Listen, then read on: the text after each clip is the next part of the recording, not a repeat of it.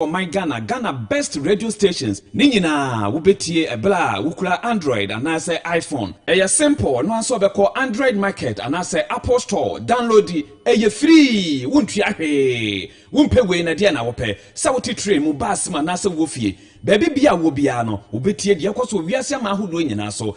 Just rush and download. Eye free. We serve a miracle working God.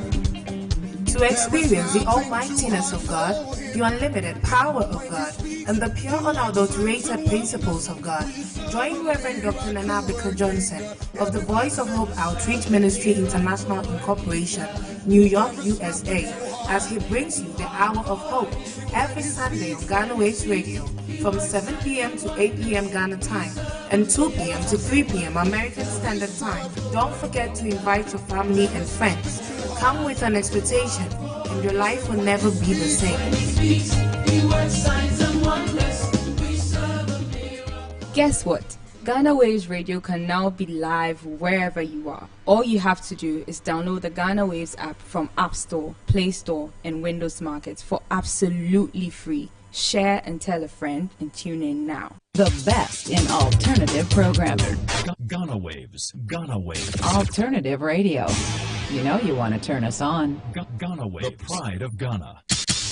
Rock's greatest hits. For best in news, entertainment, and more, listen to Ghana Waves Radio. Log on to www.ghanawaves.com and feel the Ghanaian radio. Don't miss Face to Face, your top political program on Ghana's Wave Radio from Monday to Friday. Don't miss Face to Face, your top political program on Ghana's Wave Radio from Monday to Friday.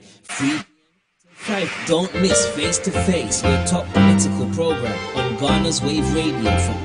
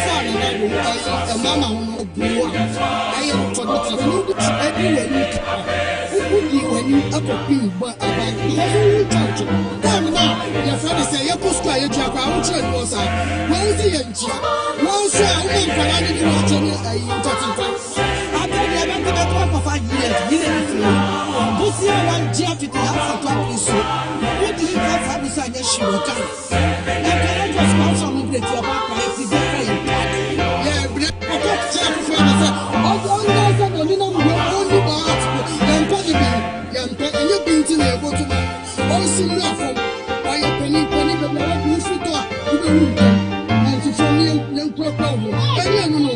Why have no opinion? That's right. I get 14 cities. Or catch yourself out, that's so. And it's not catching. When you have to say, who free that? Who pray there? What's the meaning of this? Something goes on.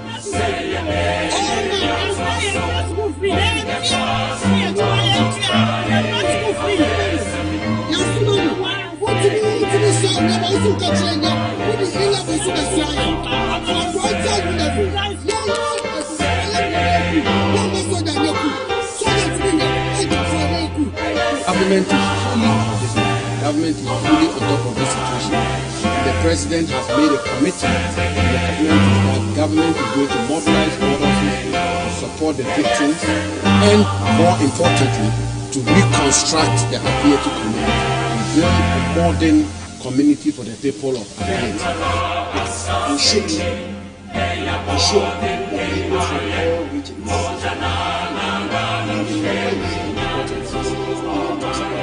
ethnic groups should be properly represented in public offices. I wish I knew.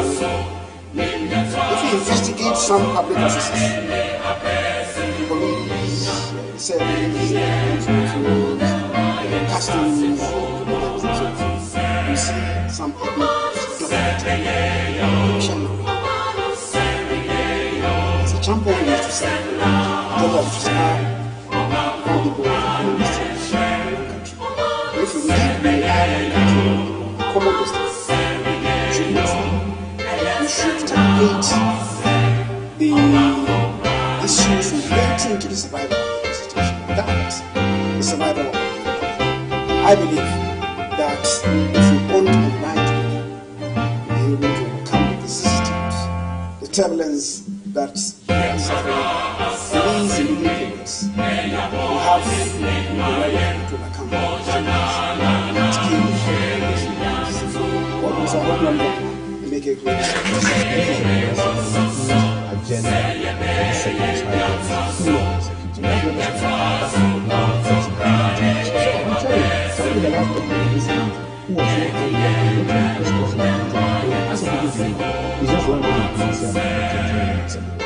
To business, yes, on behalf of this. These are the president who is relaxed the second term, therefore, usually. So the president in the first term adopted that kind. We are at a point where the natural attempt to position oneself in a place so that it could be considered as a success are beginning to show their heads. Party had to hold election to say that we are not tolerate this. If we don't take it, we will take it away from you. And I think we can commend the party so bold and so clear. Although that's not good, so I want 20 billion Ghana as a December 2016. When you come up with your more, Kutokani Fuka Kakafu, a champo Kakafu, a Kufu Kakafu, J.D. Rollins, Papa problems, Papa Nina, we I will the chair when we join the people, when we see 120 billion. This is also after the Bobusia, yet Sika has no complaint. And we as I say, I hear Dura Ghana, when you see Sika Ghana, yet to a Mama, if you see a Bobusia, or say a point to you, if you root to root to even to your empire, I will say, oh, guys, I'm not the same way I'm catching a Ghana for. And you first see something to why you're here. And then you don't go and that was the rent. Ghana come on there 120 billion from Kwame Nkrumah pencil, ABC as a mama pencil, almost in a bench. And then 350 billion as a September, I want to to Parliament there 341 billion. From September to December, I think 350 billion. Our youth are getting disappointed in our democratic governments. They don't see the future for themselves. Youth unemployment has been a problem for governments all over the world, but it's particularly a problem for governments in Africa. We have 12 million graduates tertiary institutions all across the African continent. And yet we are producing between 6 and 7 million jobs a year. And so what happens to the other 5 million graduates who cannot find employment? And it's beginning to show in other countries.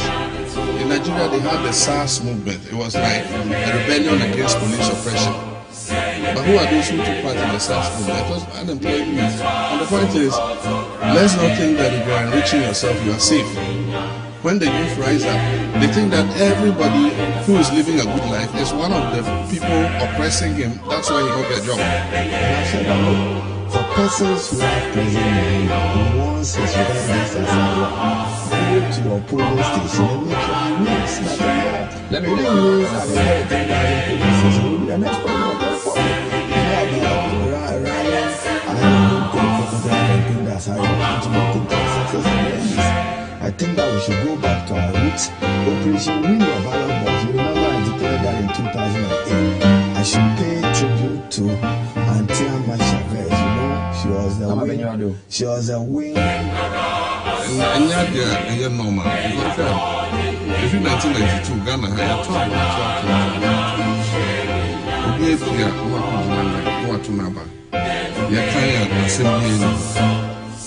and so I'm saying I'm really woman. Now, first, I said, Sabasa, you'll be the man, and you're much free.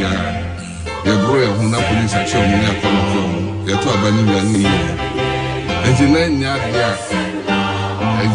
I said, the power and I said, Visa. And so, under this kind of precedent, why yet, like life and death for him.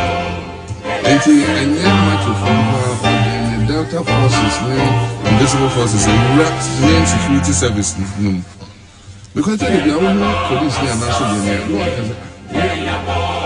okay, you're more about a Ghana Waves Casafidi. So some radio about a don't cop and Osima Edria San Prepare was Sugusua Woodsy Ghana Waves Radio. Maybe I will be in Czechoslovakia and I come out, say, or USA or France or Germany, Holland. And I was a Woodsy Ghana with a Uabiano, Edinchia and Abramo. Said the Nra at a tomb and ne a fiada and ne a Bawako share a year, the bedding a ho in the Volta region, not a year. Levy a year and a Montua buying A2 say Obeko in a month for Casa Afa a year levy taxi on said the Bea Tim for Betia na Omotimi Ajatum and Mra Yadebeko Parliament Biom say Yemshana Yam passing on.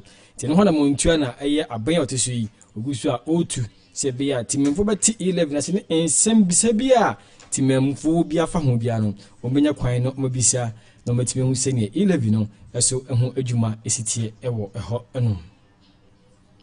Meeting at the Richard Kujo. If he said, make up him say, a numerate no 9, dear many one edit Jumediano. No, I paper story not yet a year Jumedia to the dean, a year, what this what is saying, as so Eddie Abrow, a ho. And not a Pascaline, a better in summer air corso, none so at the moon inch mu Eddie Abrow or side Jumedi so. Now may come for Ghana Waves up on Eddie amount. Maybe it will be a only answer before phone. Say a year Android and I say a year iPhone. We go Play Store and App Store. No, I search for Ghana Waves Radio. We search for Ghana Waves Radio. A be app on amount. Once the logo to say the home chop pay YouTube, Facebook, and have a penalty. And when you fa app on another download here, it be a year app on amount. Now it's when you're crying. Was in summer air costo a year on my Ghana moon. Which met ye a radio station. So also, and I wait me at other stations so sir app you create also. I'll prepare some more Quenya and marking kind other stories are running on other websites. And to because why, yeah, I got a website also be. I'll be to Quenya can kind stories read to 2 beer a b. So also now a year other release to much to more website in United National almost Eddie or why or qua between Quenya, not so read stories are trendy on my Ghana. And watching your YouTube channels was why no sooner more Quenya and Martin share bloggers are more my Ghana or multimedia or moody ever now in summer air coso a far the almost 80 home. It's a year now only up on I did quite up and pennies on Mohammed and now use the app. Now I share among Yonkoso at me and be a use or no. The other Kai Nashen so am my. say the medical editor when and ye bet Danny Edako a year Volta region a ho and a empennyful Asiamu na 11 home and commodity akoso e wo honom the omofre the town hall meeting enti odawo ne abose o message bia ho kama say oh ni mo dia we follow your life e wo Facebook and YouTube ni na ye twa egu honom abetima hwe bi enti ko YouTube page na e Ghana Waves Radio sasa na ko Facebook page so e Ghana Waves Radio jumedi e twa egu e wo honom a se ne ekoso e wo e Volta region na no ye de ho ensense bebro ye be hu se e Volta region no e NDC for stronghold eti no 11 ekoho no wona wo ho no sen ana ombesum afa eti bo se o ma hye nkunya kama binim se empanyifo nkunya ile sisi wo bia betena se ministers ne wona wo ku dwumedi na se nya bia betena dia no o ede nkunya na sisi wo kama je ukọ ye YouTube page wono ma e Facebook page ni na e twegu abetimi akọhwe wani so e wo ho no enti ni nyina eye ntutuye a empanyifo eye ni nyina ne se 11 ombese omohwe no motwe nkomo ewo eye Volta region na wona wo Volta region so hu de ekoso efa eye 11 ene ho tindi enkunya ne de aye set ye twen se odasani e wa bagina kunya no watena se no me hu ensem a ekoso efa 11 yi ho na dwumadi na se no mpanyifo be piase enne ye nkohwe mpanyifo be piase enne enwumre yi enne enwumedwumadi no wona be ba ase bi se de bia meka no eye ejebo captains band e de amayen eye finance minister ono ane be die nimu aso bia ama bia koso kama ewo eho enom eno achi no so no eye kojo opon kroma aso be ginem ebi ho de bia maka onna ebehwe atoto amanfo ensem do ba no no waje eba minister kwahwe ne ba no ono so ede eho nsem ede abetu dwama obi atimi atie ni ekoso efa 11 ho ebiom eye honorable Dr. Archibald Ebabi ewo sasuna eye honorable John Peter Amewu aso ewo asie sasuna eye honorable Samuel Kofi I think Jamesi aso ebeba asie then eye Mr.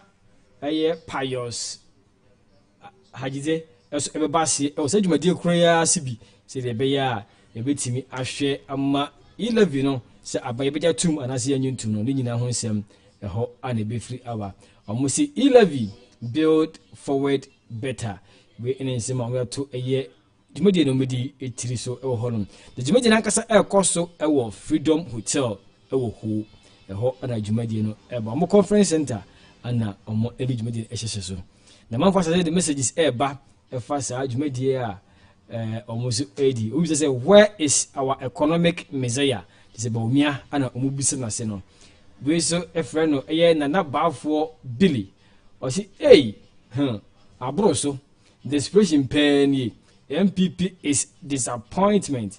Mahama was destroyed by nothing for nothing. I'm even ashamed for voting for MPP. Nana Bafo Billy. Anna Ekasa same way. Francis, could you upon Kroma? So you day? On the ABC say, or Ponkroma was your hodier.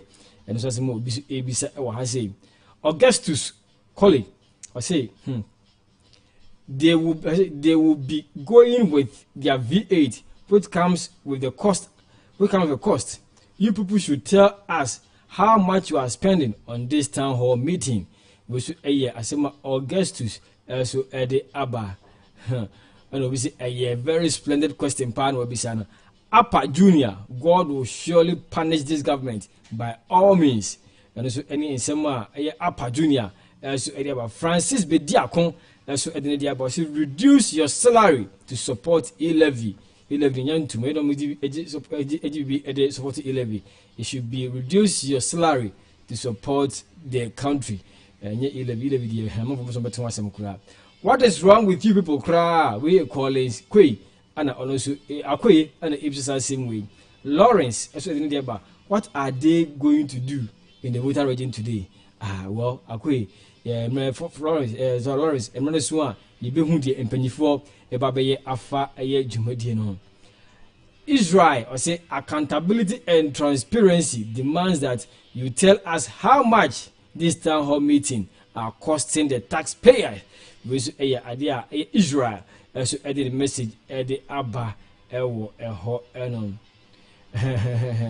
eti we asema obi eso edi aba yenkwani mu na yenhwe Ephraim or say where is Baumia ono so ebisa we no say ha or de seri etwa ato kama ti say asem ne sere ewo eho no ma ti say Baumia eni bilia of the abeto no ho ebi eti obi say where is Dr. Di Baumia nankasa wafa hefa wa yero na we anase onenam hefa ayentini nka yi ho bia we eni asem a ono so ebisa ewo ho no yes Dr. Baumia he did no go anywhere he did pa juma and nam sa antino sa na ba yan ko anim na yan hwe other messages no so apia film ho eba ni na concern Ilevia abeto Ghana for kuma amafo evese omodo mo adwenkyire edeba or say amankwa say you know exactly what the cripple the economy sick of truth where you know one talk in to see where you beat us up, beat about the bush. Sorry, you guys not the good cry. Okay, we should say more amankwa K Douglas Eddie Abba. Why wasting resources just because of e-levy? Cut your salaries and expenditure. The economy will bounce back. Set or say and so do Nigerian Eddie Abba. Karim or say MPP need to step up the upcoming some way into bracket loss of ideas or something like that. Well, and so they are also actually Eddie Abba one. I say there is pious in there. What is his focus? What is his locus in the already filled team? Where Amadou Kwesi Richmond and also Eddie Abba. Say yan share meeting as in mum and whom for your cry Ecoso Bonteno and whom ensem na manfo Eddie Tuja Ewo my TV and check you better join feed now. Now the Ecoso Ewo a Volta region no at the home sem Eddie Abre a T4 and a Asher4. Maybe I will be on your life, Facebook, such your life, YouTuber, and also the Medina, Bramutin time so pet, you better straight to the Volta region. Now, in similar coso, a year 11 by a town hall meeting, no honor, at the Hunina, and some Eddie Abre a Tiffany Asher 4, your Facebook page. And so, I'm making comments to crack and funka home, and Mara train feeding on, say a beba.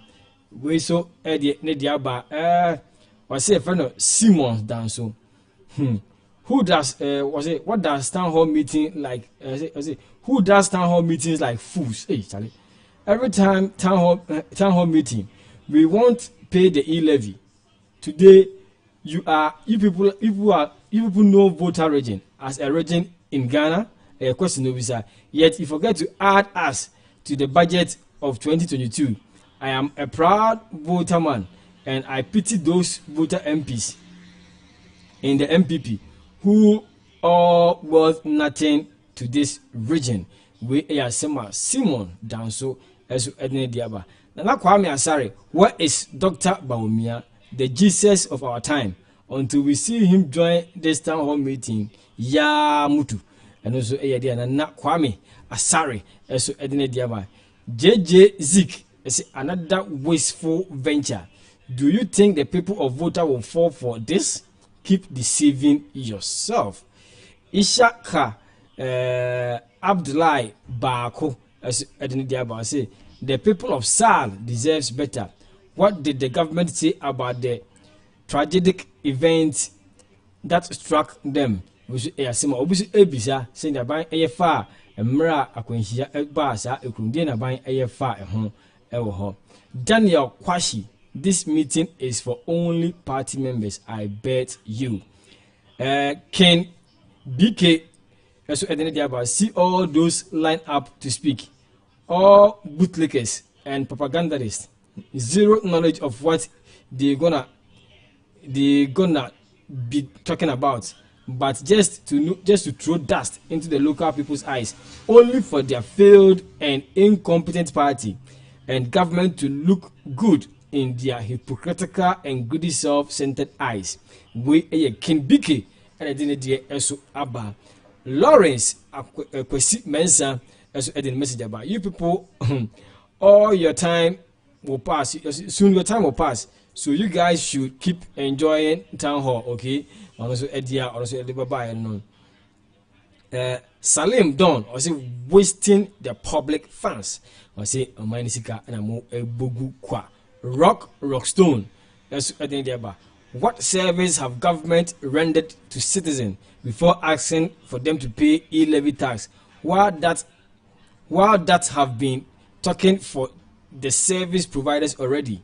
Rather, government should be sincere and ask citizens should personally contribute to that. We should also edit Abanano. Kwaku appear or say worst government ever. For Joe a J for Joe or say CD to dollar you couldn't control. Can you control e-levy? And so Yasema on Ebisa Ewo Eho Jacob Bote Quesing. Good move, but all the businesses in Accra that should be focused. It's a good move, but all the businesses are in Accra. That's where you should focus. Where they are or the Eba, you know. Ni Amate Junior. I say attach mills. I say attach mills reduce prices of petroleum drastically. Also, the offshore ever to one. No, the year in Simbia, that John Romani. Sorry, John Mills. I can't remember saying Chumko and Rebecca Honon. Enoch Tay. Also, at Nigeria area bar. I was. It was town hall meeting on e-levy. Now the whole economy confused government. Also, Eddie Abana. Another 89,000 Ghana cedis about to be blown. We see Joe and also Eddie about DJ Finance. Hey, DJ Finance, tell your president to resign. And also Eddie Abba. I say keep on blowing our monies. And also idea Abanga Abdullah Karim Ibrahim. And also Achro Eddie Abba. Richard Tete. Another useless meeting. Government is having to confuse themselves. And also Sema Richard Tete. Also Achro Ewo Eddie Ababa. Very soon, you better join the feed, you know. Na Eddie actually Volta region. And I shemu near the town hall meeting. I also our Freedom Hotel. Na Eddie Abrao. The Bomadia as a woman for the engineer. Wow. To Mika, na for the Freedom Hotel. And Mra in some Ebecoso Honina Eddie Abrao. Life our Ghana Waves Radio. Message the way Anna Eba. He said, you should the echo so the say, and some truth for 1 hour meeting as in the and come up my community and say, oh, time is one. You go straight, never feel, you know, near the same Nina at the Abba. But you can come for messages about ahead of a year program, no. Now you see the city. Another useless meeting, okay, Macan or message that Richmond. Naji, I see meeting upon meetings, Enguziaga, Enqua, Enfashi, Enfa, Embrayin. Divine Apaku or see weak government parading themselves as strong people, feeble people leading strong people. Really, as a divine so at the bar. Wilson Santiago, ambassador of poverty, are the corrupt masters of the economy. And also Asema, and also Eliabe Tujano. Honorable Ken Zilla, nonsense in Kwa. Ghana Pa Bidis reading Dark Days by Kwame Nkrumah was a story to tell one day. We are slow to anger indeed. We also a honorable Ken Zilla and a deep way Abba. Where are the economic management team? God's way and a Abisa same way. Wise man Akisi also a Nigerian area about Ghana is very sad. I won't talk again. Was it mean Kasebi, me more, me time will tell. And was actually come for all. With a so prosper. As well the Abba. So what's up with the e-levy? Charlie, it come on today. Why prosper? If today we do town hall meeting for Volta region. Yes. So today we all are meeting at the place, Freedom Hotel. That be the location where the e-levy they come on. So just rush and come. We are all there waiting for you live and call it. So don't waste time. The thing is starting very, very soon. Now let's move on to other messages and also Abba. Obesia 1 minute bia na town hall meeting na musa 1 minute bia na musa we every Mohammed Apia and the message we buy it. You was paying for our wetness very soon. You best switch over now. You call ho na the nina at the abroad. Ken Orlando or say hardcore thieves. I confirm hardcore. I confirm and also adding idea abayem. Obviously, what about this video or the video about trouble? Me, I say he won't tax a year mumu and on about to some more. Remember, I who's a video. Remember, please can everyone? Yes, you can go there. Yes, Martin. We will be able to be. And I am the Muyamonko Mokwa and symptoms of Bisabia Yakubinya, not so bizarre sem ewo ho. Honorable Alitu West East.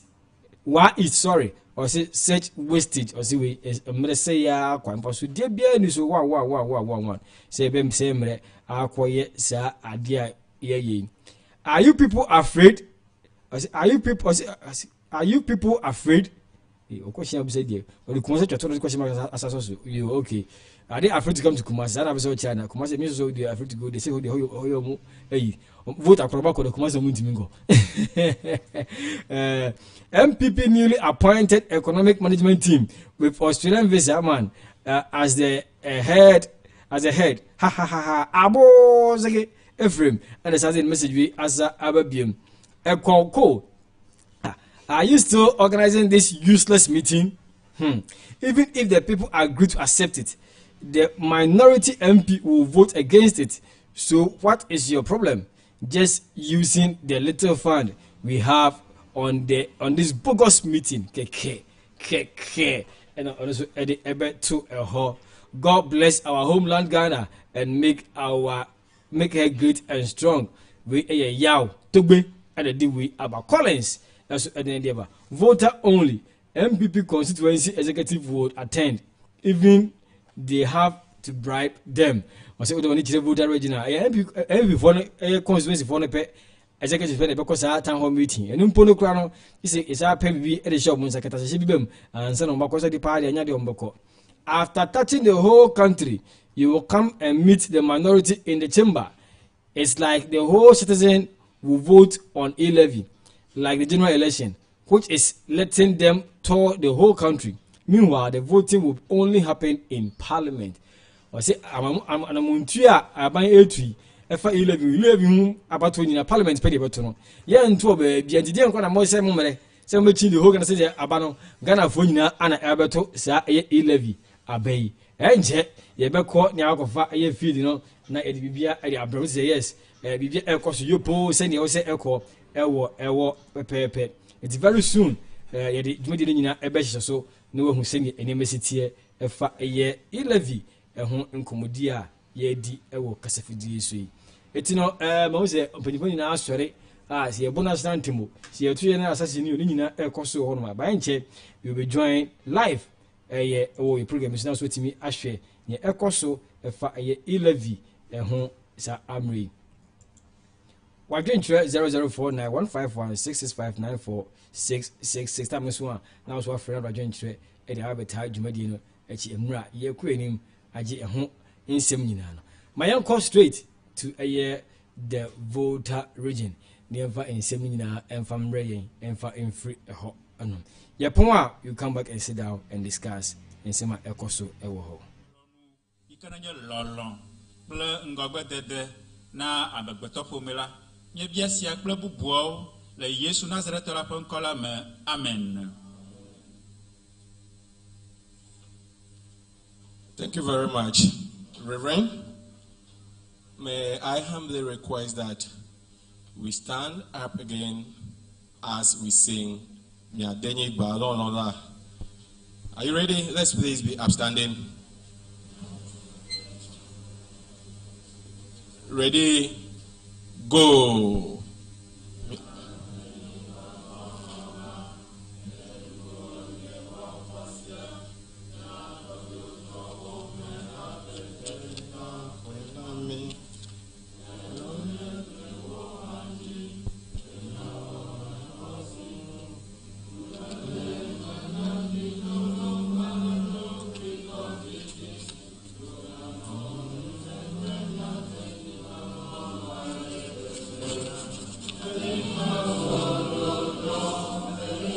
Oh, bele, oh, bele.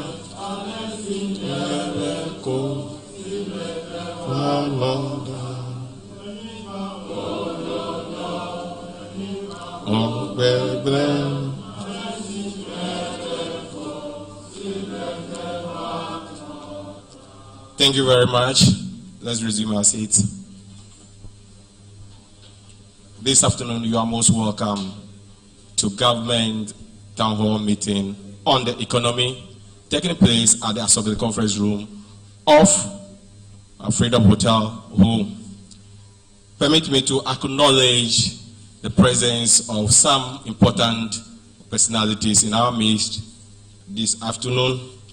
We have members of RESEC. Let us clap for them. Regional Security Council. We have the clergy here. Clergy with, thank you very much. We have our revered chiefs and queen mothers. Let's clap for them. Let's clap for them, please. Student leaders, representatives of political parties. We have our honorable municipal and district chief executives, representatives of business advisory centers of the various districts. We have also representative of our market women, the media, transport union, GPRTU, Protoa Cooperative, mobile money vendors, GJA, Garage Owners Association in the region, and also a number of traditional councils. We have the Asogli Traditional Council represented, Ziave Traditional Council. We also have Adakulu Traditional Council. We also have our media partners. This event is happening live on GTV and also on partner radio stations dotted across the region. We have Volta Star Radio, 91.1 megahertz and 91.3 megahertz taking the feed live. We also have Stone City Radio 90.7 megahertz, Cool FM 103.5 megahertz, Ho FM 82.5 megahertz. In Hohoe, we have Voice of Volta 95.7 megahertz, Heritage FM 107.3 megahertz. In Adidome, Dela Radio 105.7 megahertz. In Joje, we have Nyatepe Radio 94.5 megahertz. Kita, we have Sun City Radio 89.1 or 0.1 megahertz. Jubilee Radio 106.9 megahertz. And in Aplau, we have Victory FM 96.1 megahertz. Thank you very much for coming. Without wasting much of your time, may I humbly invite, I take the opportunity to introduce our dignitaries to us. And we have with us this afternoon, Honorable Pius Eton Edam Hajide, CEO, National Youth Authority. We also have Honorable John Peter Amewu, Minister Railways Development and MP for Hohoe. We have the Honorable Minister for Information, Honorable Kojo Opo Nkrumah. He is also a Member of Parliament for Ofuasi Ayeribi, if I'm right. Thank you very much. And if I get it wrong, I'm pardoned, sir. We have the host minister, the Honorable Volta Regional Minister, Dr. Archibald Yao Lecha. And the one who is driving the economy on behalf of His Excellency, the President of the Republic of Ghana, the Honorable Finance Minister, Honorable Ken Ofori-Atta. Thank you very much. If you are happy you are here today, let us clap for ourselves. And permit me at this point to invite the Honorable Volta Regional Minister to deliver the welcome address. Honorable Dr. Richard.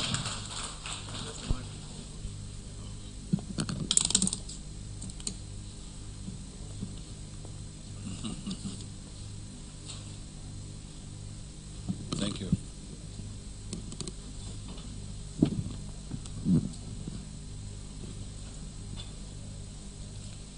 The Honorable Minister of Finance, the Honorable Minister for Railway Development, a Member of Parliament for Huahue constituency, and the Regional Majority Leader in Parliament. Honorable Minister of Information, a Member of Parliament for Ofase Airebi constituency, the Chief Executive Officer, National Youth Authority, our revered queens and chiefs, Togbeo Mamao, the clergy, directors from the Ministry of Finance, directors from the Ministry of Information, Honorable Municipal and DC Chief Executives, Acting Chief Director, VRCC, and directors from VRCC, distinguished guests, members of the media, ladies and gentlemen. Good afternoon, Ndonemi. I wish to, on behalf of the Volta Regional Community Council, the chiefs and people of Volta Region, welcome all of you to this important meeting. I wish also to extend a special welcome to the Honorable Ministers of State and the other dignitaries who have traveled to the region to participate in this meeting. It is my hope that you'll enjoy your short stay. Akwaba, Miawezo. Distinguished guests, ladies and gentlemen, our meeting this afternoon undoubtedly will find a place in the annals of the history of our dear nation, Ghana, where posterity shall be fed to us. The reason being that through this meeting, at this challenging moment all over the world where economies have been negatively affected by COVID-19, we have come together to discuss our national economy. As a region, we hope to make valuable contributions which will inform the difficult but needed decision of government to sustain the economy.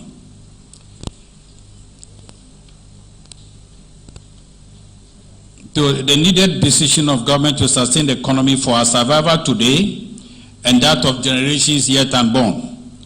I'm therefore excited and grateful that this opportunity has been created for us to gather here at the regional level, the government town hall meeting on the economy. I'm grateful to the Honorable Ministers of Finance and Information for organizing this meeting. Equally, I'm excited and grateful that as participants you have honored our invitation. It is your presence and participation that shall make this meeting a fruitful one. Ladies and gentlemen, as you may be aware, town hall meetings offer government the opportunity to have a direct interaction with the people whom they serve. These meetings serve as a form of popular participation, a tenet of democracy. Consequently, this meeting today is a way of consolidating our democracy, creating the opportunity for government to share ideas on one pertinent aspect of our nation, the economy, gather the views and garner the support of citizens on issues relating to the economy. Honorable Ministers, distinguished ladies and gentlemen, there is no need to pretend that we are not in difficult times as a result of the impact of COVID-19 on our economy. In spite of the fact that we have been able to manage our response effectively and efficiently to contain the spread of the virus, which resulted in the low infection rate and number of deaths recorded, we have not been able to prevent it from taking a toll on our economy. That notwithstanding, it is not lost on me that we are a nation always with hope and determination to work together and turn any tide against us. Our economic challenges today shall not deny us of the future we envisage for this country, where there is great infrastructural development, capacity is given to many more youths to create jobs, and we are not laden with debt. This is the reason government is rallying our support towards generating the needed revenue to bring us out of the unfortunate situation visited on us by COVID-19. I have no doubt that the Honorable Minister of Finance and other government officials, among other things, shall share with us efforts of government, including the electronic transaction levy, e-levy, geared towards generating the revenue to sustain our growth and development. Explanation to the levy shall be given. Concerns will be addressed, and we shall hopefully leave this meeting with understanding of the need for the levy. Honorable Minister, ladies and gentlemen, permit me at this point to state that regardless of the challenges there are, our region continues to benefit from national policies, programs, and initiatives contained in the 2022 national budget of building a sustainable entrepreneurial nation, fiscal consolidation, and job creation, the Ajenkwa budget. In addition, the 2022 national budget has made provision for some specific projects in our region. In the area of road, continuation and completion of Asikuma Kweve, a Havekokwe section of the Eastern Corridor Road, completion of the Sokode Ho Dual Carriage Road, continuation of the U-House Bypass and Campus Roads, rehabilitation of Ho Denu Road, and construction of the Sokode Akrofu Bame Road, among others, have been taken care of in the budget. Honorable Ministers, distinguished ladies and gentlemen, I want to say that we need a lot of things. We as a region need a lot of development, and especially infrastructure. There are complaints about the roads and other infrastructure needs. People have complained about our national regional library that is still uncompleted. People are worried about the youth resource center that is still not being completed. All of these require money. And I want to explain that instead of borrowing money to do all these projects, why don't we discuss among ourselves a way of a little bit of burden sharing for us to share the burden to be able to complete these projects without necessarily adding to our debt burden. Honorable Ministers, distinct dignitaries, distinct guests, ladies and gentlemen, as participants, you are key stakeholders in our national economy and you represent various segments of our people. I therefore entreat you to participate effectively and efficiently in this meeting, not hesitating to ask questions and make comments as well as suggestions with the overall aim of supporting government generate the required revenue for our development. On this note, I want to speak some maybe. Miawezo, medowezone mikata, mi dowezone mi va takpekpe toheya, jidudu ple eduko, Volta nuto me mi yobe Townhall meeting. Mi a consult community participation. Miawenye duto, miawenye dumevio, miawe demse jirudu sibe wakolodua. Tane na no leji ra hiabe jirudu never miabo. Nemi vado jekrimi. Yata mi vada. Meyo me bronya gedo kude miabe mo. Me kwesebe mia minyabe mia mbe mo gedo hia dodo. Nu gedo chole mia hia. Ehu gome viviera echieme gale mia so enyabe mi va extend the Kweve water project be echine sumi le ho dogero le ji ga ke mi hianga koba e wonanu ta mi va be mi do je primi ele ke mi awe ibe mi kata mi apasire don awo ajoga vivivi le mi anu ogbo be mi apoga be magano egadodo ji esi ayo be mi anto mi ajoga le mi adoko esi. On this note, even though the minister didn't understand me well, on this note, on behalf of the Coordinating Council, I once again welcome you to the Government Town Hall meeting on the economy. I'm confident that we shall have a fruitful engagement.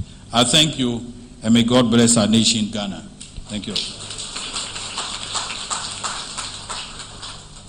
Thank you very much, Honorable Regional Minister. I think we can clap for him once more. At this very important. Thank you so much. Honorable Minister, you thought I didn't understand what you said. But I heard Akpenami at the end. So I knew it was time to clap. Let me also speak the little bit I know. Novi Loloto Miawizo, Honorable Regional Minister, Minister responsible for Finance, Minister responsible for Railway Development, my brother, the Chief Executive of the National Youth Authority, Togbio, Mamao, leadership of various identifiable groups in the region. Good afternoon to you all. Let me thank you for your attendance and your participation in this town hall meeting on the Ghanaian economy, which is taking place in the Volta region. This is about the 5th region that the government delegation is visited. And the purpose of this town hall meeting is to provide us the opportunity to have a conversation, an honest conversation among ourselves as citizens of this great country called the Republic of Ghana. Because we don't have screens here today, part of my presentation, which contains videos and photos, etc., will only be visible to those who are watching on television. But I'll try as possible to paint a very simple picture for you as we go along before I invite my other colleagues to speak to us. We are here today, as I mentioned, to extend the ongoing national conversation on the Ghanaian economy to the Volta region. We're a country in which on a regular basis we talk about a lot of things. So sometimes you hear a lot of our national attention is engaged on one allegation. It is alleged that X or Y or Z has happened, or that some particular musician has done this, or that Dampare has arrested this one. We spend a lot of time discussing many other things in this country. But one of the most important subjects that we should be spending a lot of time discussing, it is my respectfully humble view that we don't spend enough time talking about it, and that is the Ghanaian economy. Why is the discussion about the economy important? The economy is important because at the end of the day, no matter who you are and no matter what you are seeking to do, you want to grow at your own micro level, or at the community level, the household level, the community level, the regional level, or the national level. We want to grow. We want to grow, not just growing per se, but we want to have growth that has jobs in it. As we raise our children from home and as they cross the adolescent ages, the next thing we're all thinking about is that when they are done with school, they must get what? A job. So we want to grow, we want to create jobs. We don't just want to create jobs, we want to create jobs that provide satisfactory incomes for people. Could be a bit of it. And then as we get some more incomes as individuals, as households, as communities, as a region, as a country, we can work towards improving our quality of life. I believe that these are some of the conversations that are most important that we should be having as a republic. In the last 5 years or so, the Akufo-Addo administration has been doing a lot of work as part of its contribution to this exercise of growth, jobs, incomes, and quality of lives. I heard the regional minister speaking about infrastructure here in the region. Roads, railways. I've seen the railways extending to the region. The railway development minister is here. He will speak for himself. Jobs, scores of jobs in the public sector. And as the private sector is growing, what it means is that there's an expansion for private sector job growth as well. We have also seen, I'm sure you will attest to the fact that we have seen investment in security. These days, with all the dangers in the West Africa sub-region, in the Sahelian areas of extremism, people attacking one another, it's been very important for government to invest in security. So you've seen a lot of investment in security in terms of personnel and logistics, military, police, other services. We have seen investment in healthcare. And then we've also seen expansion of social protection programs, the livelihood, the LEAP program, the free senior high school program, the school feeding program. We are seeing expansion in all of these social protection programs. But we also agree that in 2020, something extraordinary hit the entire world. Today as we sit here, we're all wearing masks. That is even a signal that we are still not in ordinary times. Something extraordinary has happened. And this disease called COVID-19 that took many countries by storm, killed hundreds of thousands of people. We have been contending with it. As we contend with COVID-19, social distancing, people should not go to work or should go through lockdowns, etc. The impact is that the growth that we are looking for begins to slow down. The jobs that we are looking for to increase begins to slow down. The incomes that we are expecting an increase in begin to slow down. And the expansion in the quality of life that we are looking for begins to slow down. Today, growth that slowed down in many parts of the world, thankfully in Ghana, growth is beginning to pick up again. And that's why, as the minister will explain later, there's evidence that we are building forward better. We are gradually recovering from this challenge. But there's still increased hardship globally, not just because of COVID, but as I'm sure you have been seeing on your television, there's a major war that is broken out in parts of Europe. And already you are beginning to see fuel prices going up or crude oil prices going up. What it means is that fuel prices here in Ghana are also going to escalate. What it means is that inflation that is going up around the world will also affect us down here. What it means is that somewhere down the line, interest rates are also going to be going up because of these challenges that we are having all over the world. So it brings into focus the more the need to have this conversation about the Ghanaian economy. What can we do to build forward better? Already we've started some recovery from COVID, but there's a second wave of challenges that appear to be coming because of what's happening around Russia, Ukraine, and all of those places. So what can we do together to build forward better? President Akufo-Addo believes that his government should engage with the people of Ghana and explain what we are doing, and also take your feedback and your guidance on what we can all do together. What is government's program for recovery?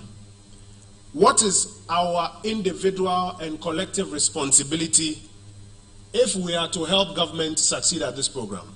I know sometimes some of the economists like to call it burden sharing. I like to call it responsibility sharing. What is our shared responsibility in this recovery that we are seeking to occasion? Honourable Minister, as we were driving here, we passed by a vehicle, and I noticed the driver in the vehicle signaling to us that, look at the road that you are driving on. I said, it's true, that road is not good enough. But what is our collective responsibility in fixing it? What is the contractor's responsibility? What is the responsibility of the engineers from the highways and the urban roads? What is the responsibility of the government? And respectfully, what is our responsibility as citizens if that road that we are pointing to is going to be fixed? That's a conversation we are here to have today. We are happy that you, our key stakeholders, are here. We look forward to your feedback and your interactions. And as I say, Akpena mi kaka kaka and take my seat, I want to invite the Honorable Pius Enam Hajide to take the podium and start off the conversation with us. Majority of Ghanaians are youth, are young people. What are we doing for young people? And what is our responsibility in helping government do more for young people? Honorable Pius Enam Hajide, let's welcome him to the podium with a round of applause.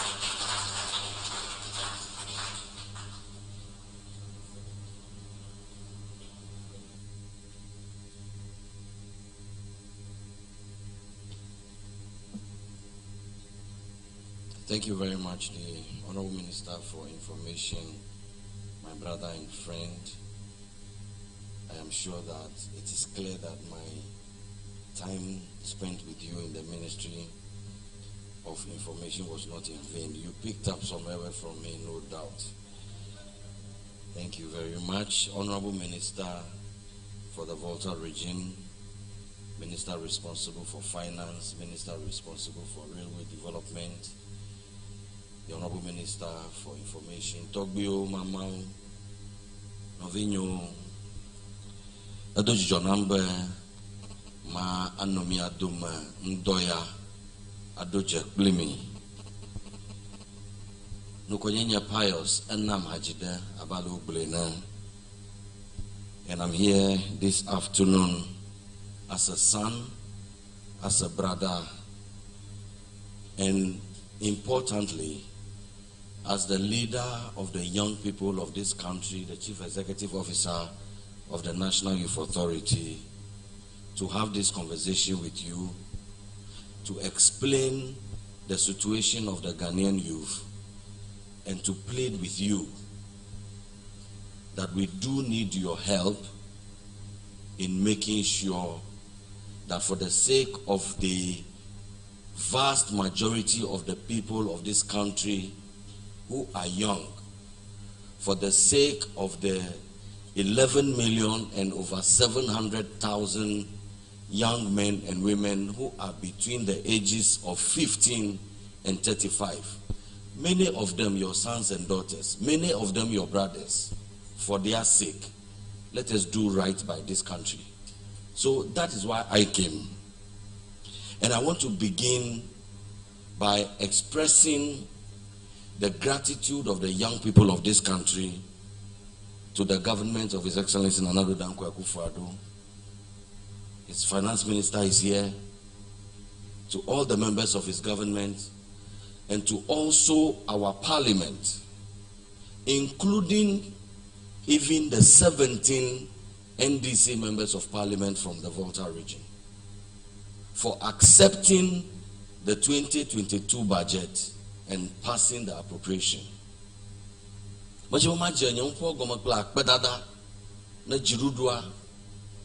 Na miapa duklola ple miapa se wata kpakpama nola yawo ve vie tore yawo tso mia de le Volta be budget yake edu kplola kove finance minister Khlenamide o khwedama ye o pass appropriation.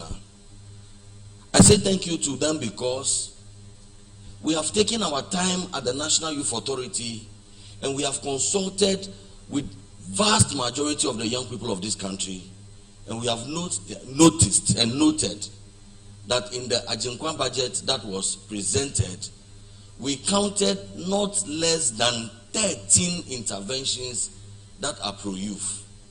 And that is why we endorsed the budget and called on Parliament to pass it. Odo dodo deka we ton pelejivo le budget yapanya blomele. If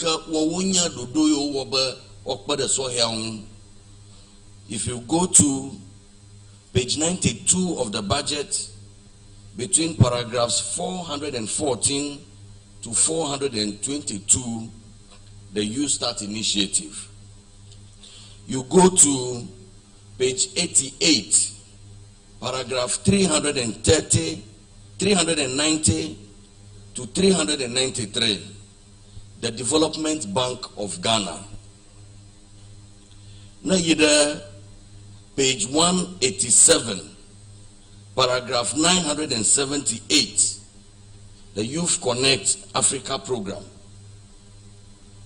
Now you go page 144, one district, one factory. Under the one district, one factory. Factory the way Ogbloudin a Soheu, over 40 of the factories under the one district, one factory have been reserved and is being implemented by young people below the ages of 35. Is in the budget. Again, you go to page 83, advancing technological capacity. Element. Modernization of agriculture and food import substitution. Page 80, element. Fufonyo Daniel Matia Yijinami Akhlaunami ta. Yemamia global mia po budgeta mia gojidi mia claim deka. And so it was heartwarming that the Parliament of Ghana accepted the Ajinkwan budget and passed the appropriation. Majiba miya da akpe gande ne miya pa jidudua miya pa se wata popo manolaw we vieto miya pa se wata Ghana Waves, the best internet radio for Ghanaians abroad. Beta flache ye odoji odokogwa odenu glele so heunu. They cared enough about the youth of this country and they accepted the budget and they passed the appropriation.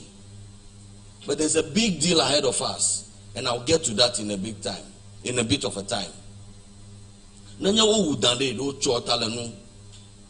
like Oliver Twist, the young people of this country are coming back again to you, members of parliament, that let us continue the way we started and let us accept what I am just about telling you. The situation of the Ghanaian youth, even though a lot has happened, is that we still have massive youth unemployment. Jiduduava, Ohomoda Doma. May increase the capacity of the private sector to even recruit some more. Itana kwa unemployment yake enonye in 2015, which was at 16.9%. By 2019, unemployment, youth unemployment, edidi va 12.6%. A lot has been done in that regard. But even the 12.6% is unacceptable. What it means is that miaviado una sukunwa ochiakwa mamuko donowo. Government over 300,000, the public sector. But the public sector has proven that it does not have the absorptive capacity when we are talking about over 100,000 people leaving schools every year. I'm a qualified the calculator for way. Odogola University of Ghana, Odogola Technical University, Odogola Sukwao. Government in the Kamatia Homaya Okatan the Domo.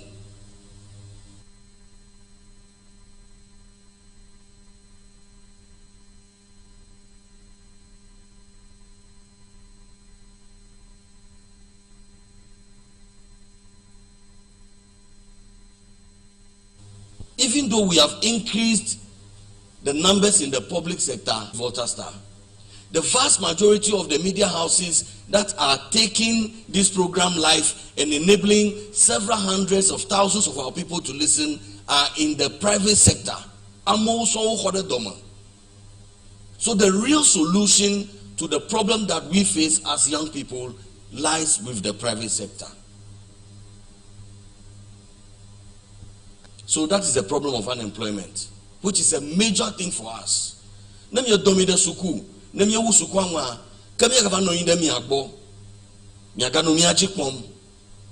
this government is saying, but awu ajabamia achinumanu nata flache to bio mamao mia fofo na mia kpo mia ji na mia wusukumde mi lala mia dide ma mia nopo ma mi ha mia va kpo mia ji. The situation where parents send out to school, and even after school, instead of taking care of our parents continue to take care of us. That situation must come to an end. And so we were excited that the government decided to turn the young Ghanaian job seeker to the young Ghanaian job giver. Ghana Waves, the best internet radio for global, Ghanaians abroad.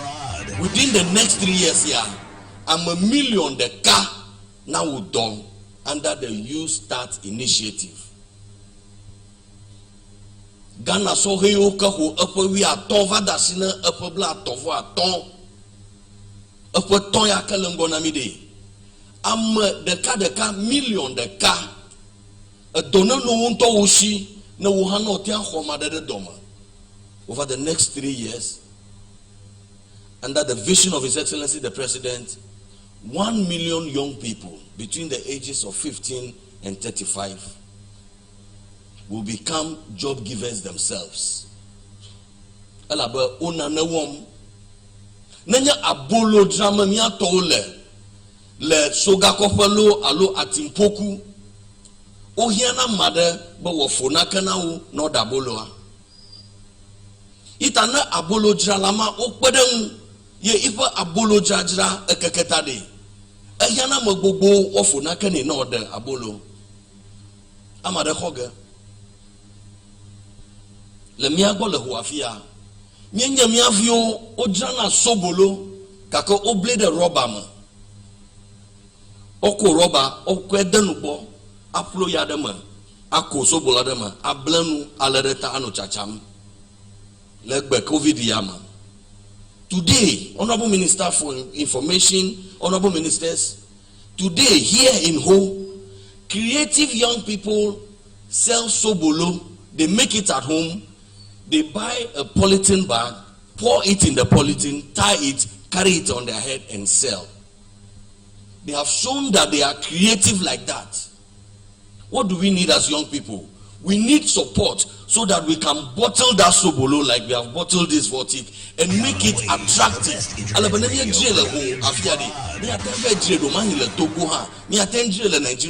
Because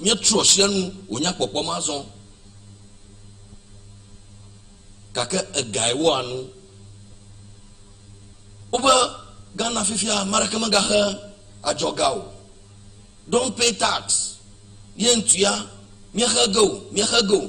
For me, Mohabla. Mibo Mia Jogahago. O Mia Pomo Mia Jogahago. Kakamia Miana Hospital. Miba Mia Jogahago Kaka. Miba Mia view in at the secondary school day. No copper trankoko, no either square. Ka Africa Kumwe Ami Boblom Lefiabe Mia Boga. Mia Toru Bonamibe. Mi ave doga. Madun kujina mi togbeo. Mi doga pole juyama. Not long ago, we went to the IMF and they gave us under $1 billion. $984 million, I believe, if I remember correctly. Yo bronamibade. Let us freeze recruitment into the public sector. Ta so you wusuku muvode. Ochi apoma alaba do ya kemye ide IMF a yenye ibe kaja amada kule dome alo amada yi pension afiko ohoma bubude tepe kaka ohoma ye yoda dome la pawo itamye wusuku mvode apa dan apa ndre me la poma la mi agila obo yenye ahabobo me vado be Unemployed Graduates Association of Ghana nye do gakpo gamye do po a yo bronami be kadibe hoya home echiga hoya home abobokpa no dareji. I am reminding you of the conditionalities that the youth who were the victims of the infamous decision to go for $980-something million. Today, in the spirit of the independence that our forebears fought for, and I want us to pay attention to the words of the songs we sing. We are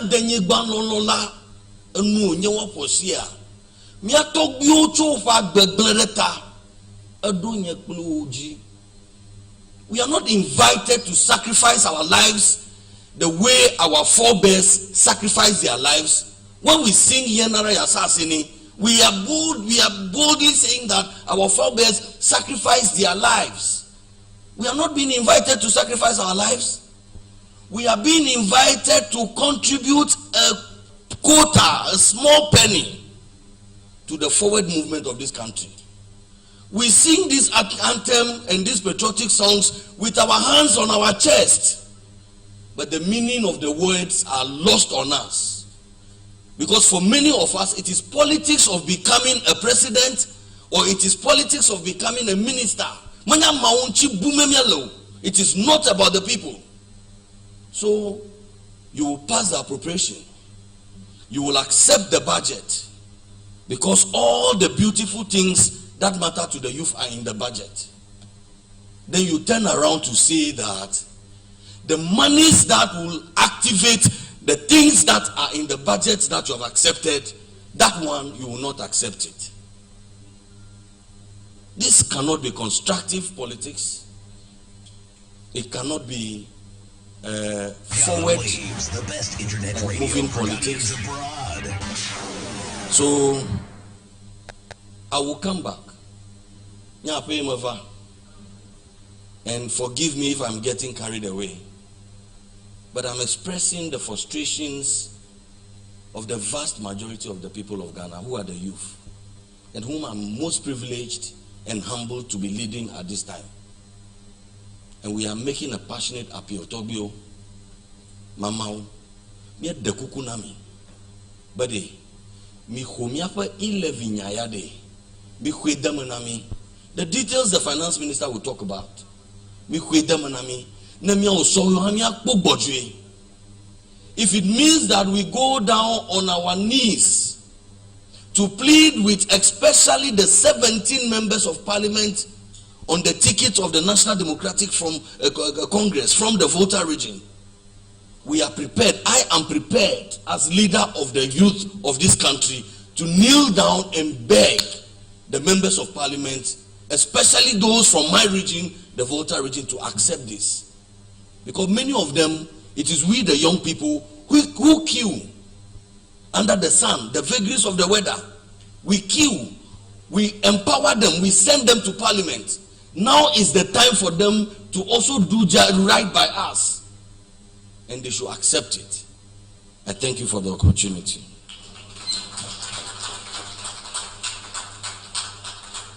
Honorable Pius and Amhajide, very passionate remarks there. Drawing our attention to our responsibility. And he says that the song that we sing, the patriotic song that we sing about the sacrifice of our forefathers who had to lay down their lives, we are not being called to lay down our lives. Just a little for the Republic to achieve its objectives. I want to move on to the Honorable Minister for Railway Development, Internet radio, the Honorable millions abroad. Tom Peter. Let's receive him with a round of applause.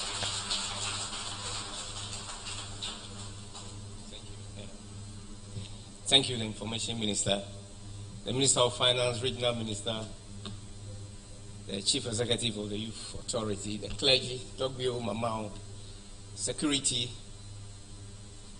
District Chief Executives and Metropolitan Chief Executives here present, members of the public, Novinya de Capio, Play the Chubio, Ndona Milo. Odo leke milenye mi avio bete mi asron mi abelon lao mi abofuto oje odo gwana obete. First of all, I want to use this opportunity to thank the Regional Minister and the Information Minister for organizing this particular forum. My name is John Peter Amewo. I'm the Minister for Railway Development and also the Member of Parliament for Hohwe constituency. Also the majority leader of MPP in Volta region.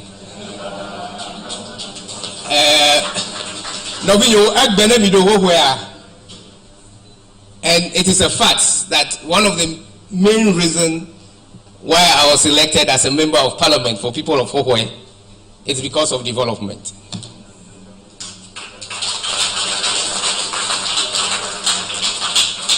Makara jibena ko hoitore le fia ananye anikore dura nanya blomele milere. It's because of development.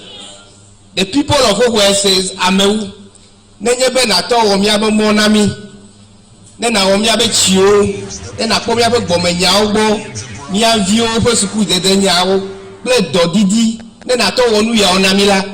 Then I was a minister.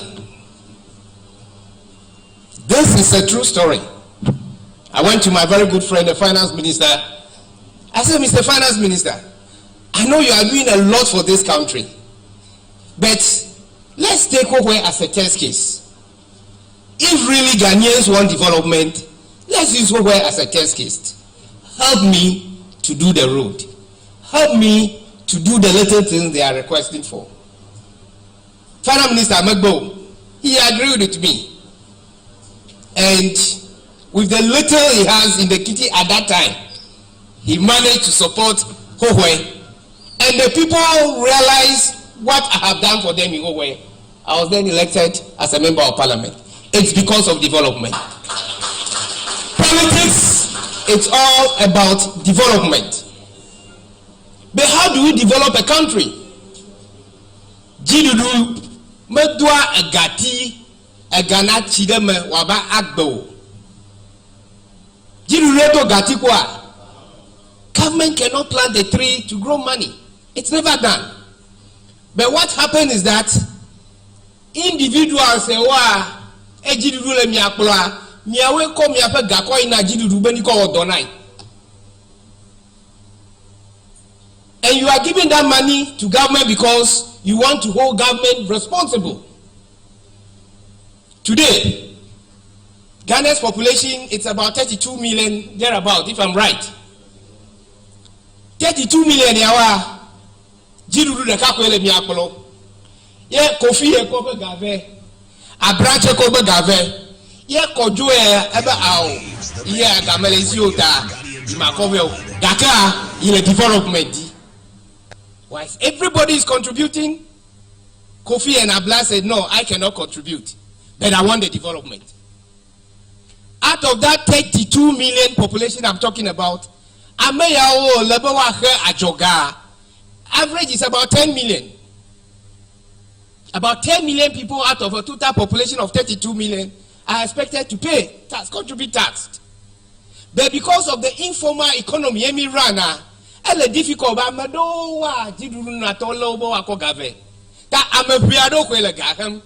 A population of about 2.2 million.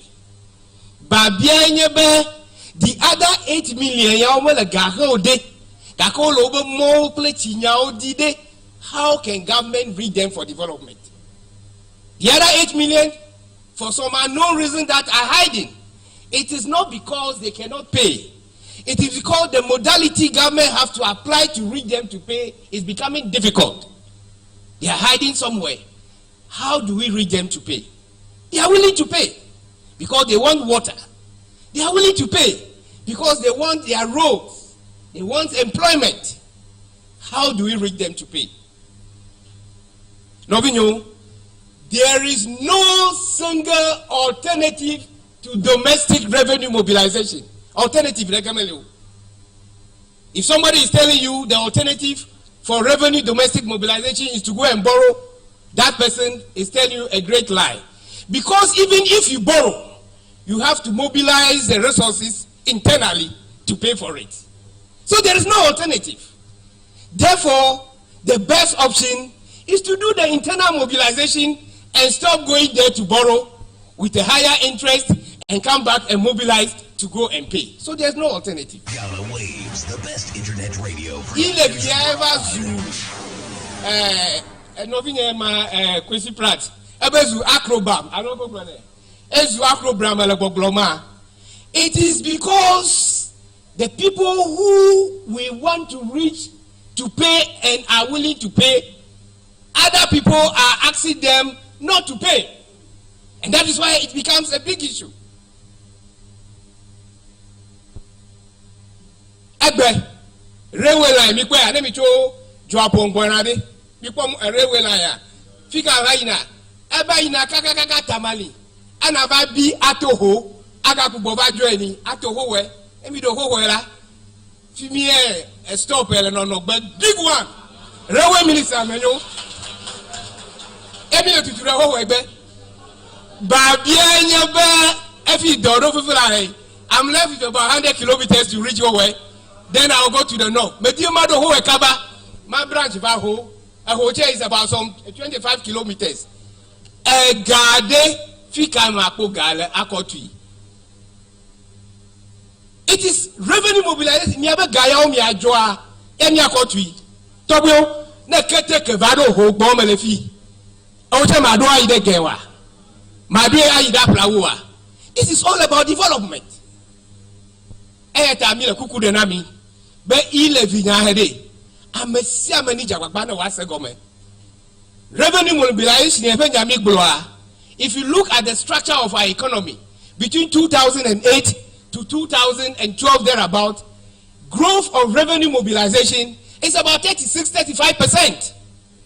It keeps on reducing between 2009 to 2012. From 2012 to 2016, it reduced to about 20%. Today, as I speak to you, the growth in revenue mobilization is just about 14%, whilst the population keeps increasing. How do we match population growth with revenue? It means those people that were hidden, those people that were under an economy that cannot be dictated. Those informal sector must be taxed. And so this e-levy, Togweo, Made Kukunami, Menye Jiduduba Susuko, Nyobe, Ya Aonade, Nemyakata Miawasu Fupelao, Kabon Jiduduba Susu Nyebe, Ameya Omele Gaha Chawa, through this e-levy, Amesiamena Ajagba Ake Ajoga Videko, Nemyakata Miakopu, Ako development. Mia du come view be do da siengebe, you hold government accountable. Government must be prepared to tell you where to work, what they are using the money for. That we are prepared to do. And the finance minister is ever prepared to do that. Tamiano Vinya Volta at all. Agbele Volta de. Nyereka pe ekwele se opeta kwekwe. No vinya de ka omenene. Ome wi ade, obete wa la pa de ka. Vona moto ho we ba yela, obo ho we le me Ghana anyowa, ho we le ngogbe yi, ho we le development po. Miache miato po development eh. Ba bia nya menu kata ngogbe to me le wona mi o. Avere kama no ado ya. Akue wonye. Togbe nyo egbro na mbe na ina de agle. Atimu ja emoji a o mala na atima hafi ya agle bona. Inchu ya se jila do hana pe trousers ayi adomoto ati ayi agbo egbe Ghana no vinye ati gare mujemo manami the whole world fupepe ata be nya ha mi akpo ba be do kwe Ghana view di ode uka mi awo akokpe de jidudu. And so I am charging all of you today that the issue of the e-levy, please look at it as a Ghanaian. Look at it as somebody who has family. Look at it as a parent who wants to educate your children. Look at it as somebody who wants development. Don't look at it with an eye that I am a politician. Oh, name now e-levy fulfillala wa bakpoga abadra economy edo na economy enwa Kenya maton have power. Ow! When the economy is good, anybody at all can come and run it, and it's better that way. Prices all over the world are climbing up. I think you also what is happening today in Iraq and what is it? Ukraine and Russia. It is going to affect us. Oil prices are going up. They are climbing up very fast.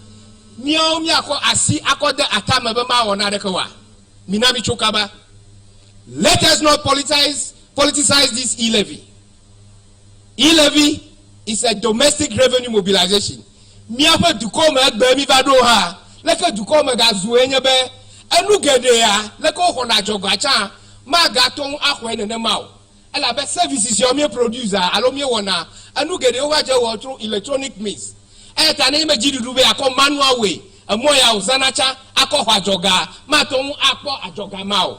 And so you must apply another method. It is simple. And that is the essence of this e-levy. That ma ade kuku na mi abe togbo mi ano de ka pio pli de tugbo the veto mi abe clergy be wa fonu na to come view na wa se ajoga ya gome ala be mi abe ngogbe yiye a ehia the chief executive of the youth authority afonu na mi agro na mi be mi abe youth open ngogbe yiye a ala be vie be ka be susu ya uta ye di be mi aho ajoga akokpo du come ji Ghana na Ghana egbe hecho the Mali, Nigeria, Senegal, Niger, Togo, Burkina Faso. Na cholo fuma Ghana, never Ghana na nbe lejifo. Ala benyo mecha. Ta mi na be mi ape dukoya ma mi lede, mi leda si. Na me le cha ya e ko makponu ya we le jojo. Mi na mi le dukoya me da si. De ka wowo amenofi lolo ni no mi adome. Peace must prevail in this country. I'm a mao achokwa no nyaglom be afanijo ku na joa no bino na po afa ofe po a ma aglo be afanijo le Ghana le fiu ayata ma de kukunami ile via ma ko azu ejire amajuju nugo ma se cover to koyamo minami odeka alebe dububu ya opo hlamia na wa kpo nu cho Ghana gbo e wa soro nu cho mi agbo akpe Ghana na mi.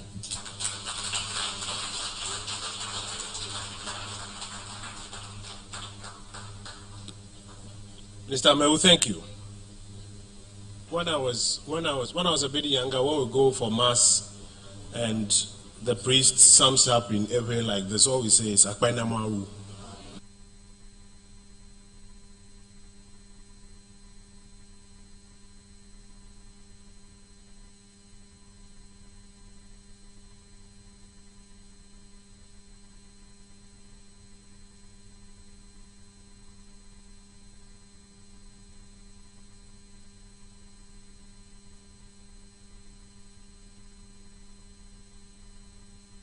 Ghana Waves, the best internet radio for Ghanaians abroad.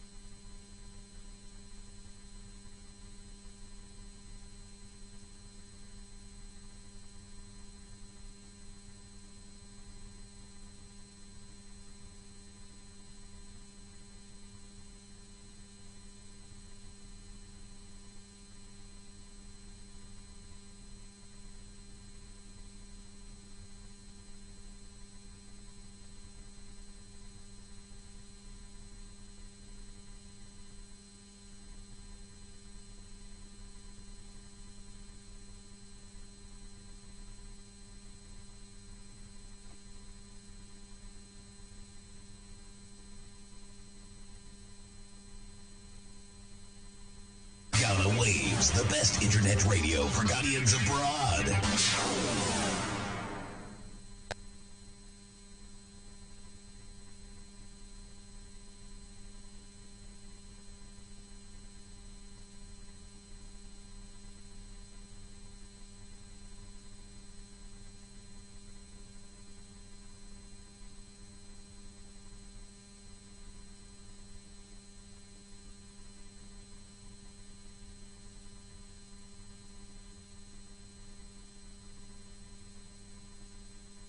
But I think to you will say, Akpe.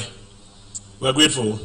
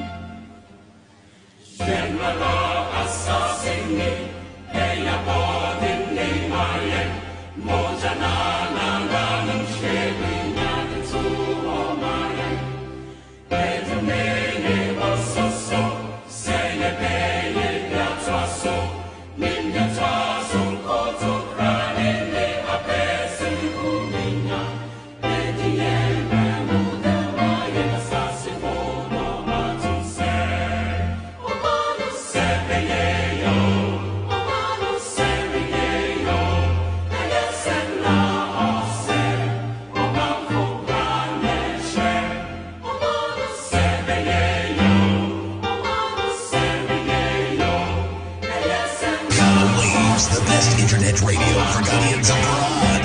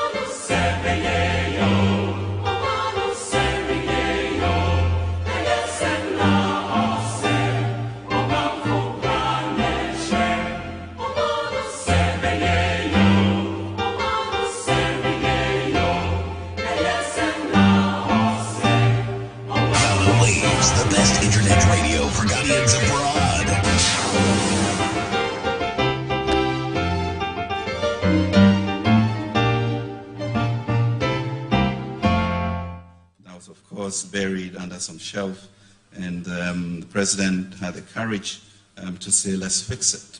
So we saved some 4.6 million people who would have lost their deposits, and today the banks are some of the healthiest we have seen in our history, and they are lending a lot more than they used to do.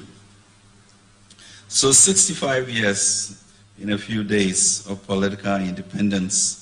And I think what I want to register is that 65 years ago, the Big Six and Dr. Nkrumah, envisioned a democratic, independent country, which we achieved, and then set off this ripple effect for the independence of the continent. Small Ghana, proud, strong people, and that is what we were able to do. Amazingly, during that period until last year, when the Africa Free Continental Trade Area came into force, Ghana had not enjoyed any of these AU organs. And as a good Lord habit, that is what came. But what does that mean? AFCFTA moves us into a mandate to be literally the investment and trade hub on the continent. And so suddenly, by divine design, we as a small country launched the political independence of the continent, and now 60 years later, we are now at the forefront of launching the emancipation, the economic emancipation of the continent. And we should be cognizant of these major pillars of our lives. But the president was also clear that you cannot sustain these two pillars without a spiritual and moral angle. And therefore his commitment to national cathedral, so that we are able to acknowledge also the grace of God and why he has destined us to be the small country that is able to change the course of Africa. So that's the pride, and I think for me, that's what I would like us to remember, our responsibility for ourselves and our continent, and to be a proud nation with a confident people and entrepreneurial in that regard. So this year's budget, the Ajinkwa budget, as we named it, is essentially to say, how do we turn ourselves into an entrepreneurial state, a state in which people are given the skill set to be able to start their own jobs and grow the economy, because government cannot continue to absorb what Pius mentioned, some 11 million people to be able to give them jobs. So then, that is the entrepreneurial nation, and the interventions are very clear. A historic 10 billion CD Youth Start program to tackle this unemployment menace. And the question becomes, who should take care of this? And what sacrifices and burden sharing should we have such that we will be able to unleash the potential of our people that we have. And the president has also said that yes, we have the ingenuity to fix the economy, but you can't bring people back to life. So that intervention is what we are looking at. Then the question becomes, how do we get financing to support? Because at this junction, since the COVID intervention, which essentially cost us, at least on the budgetary front, some 11 billion cedis of lost revenue in that year, and another 14 billion of increased expenses to be able to maintain our lives and livelihoods and ensure that we also get ready post-COVID.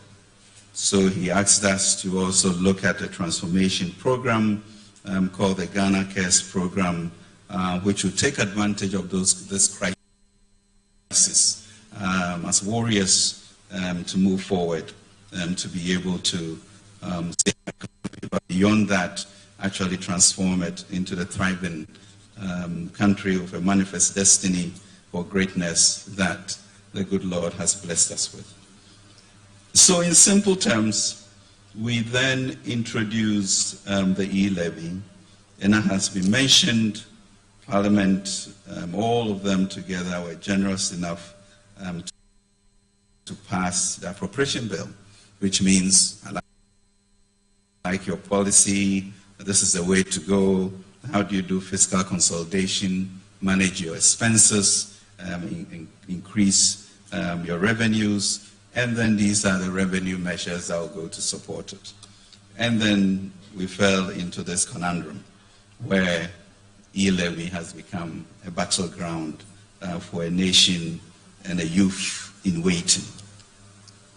But the consequences of that are there, because really when we talk about the national economy, you can simplify it to your own economy at home and ask, if you go out and you sit with your family and agree that yes, we want Kojo to go to school, we want to buy this uniform, we have to buy this piece of land, and this is how we'll grow and develop ourselves, and we all vote for it. And then we also indicate that, well, to be able to do this, we have to make sure that everybody brings, a CD into the kitty. And then we say, oh no, as for that, we won't do that. So where then is the vision? Where is the sacrifice? Where is the burden sharing? How do we go forward?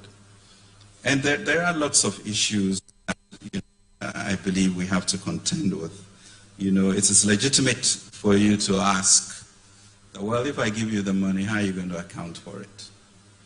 And so let's put that in the legislation, or make a commitment to report to me every quarter. Let's see what you do, so that we can move on. And I think that we are prepared to do. Then there was quite a bit of talk that 1.75 is too much and it affects the poor in an unbalanced way. We didn't quite believe that, but we went ahead then and then sat with the telephone companies, and through the dialogue, they were able to reduce their rates by 0.25, which then in effect impacted all the 21 million people who were paying 1% to send, 1% to receive, to reduce that by 0.25. So we felt very strongly that those discussions had resulted in reducing the cost to the average Ghanaian. The opposition said that was not enough, and then I asked, well, if we have to pay for our debt, we have to pay salaries, we have to also ensure that our youth are employed, where are we going to get the resources from if you insist on reducing what will bring in the revenue, even though we have brought the rates down? Be that as it may, I think they had convinced a lot of people, and people felt it was too high. So we did agree and to bring it down to 1.5. So now we ask, what next?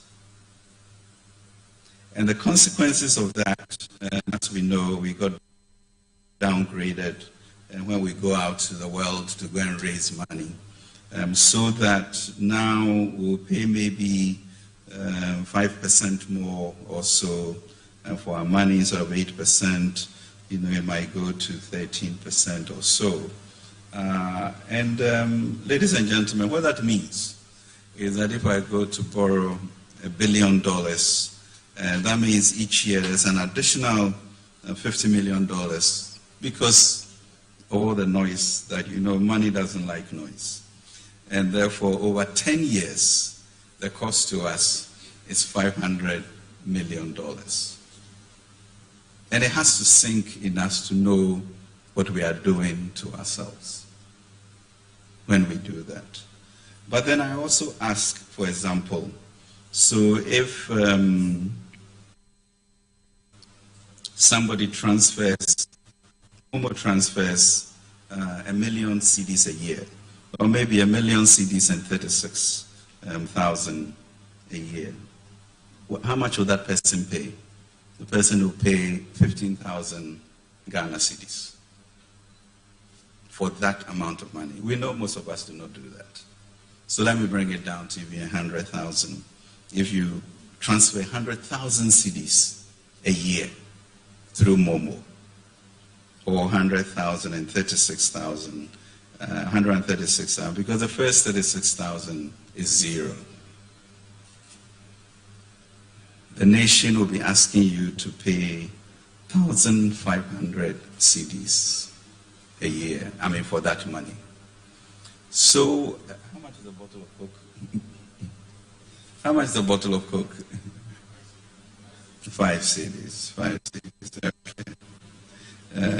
So that's 300 bottles of Coke divided by 12, and maybe you get what?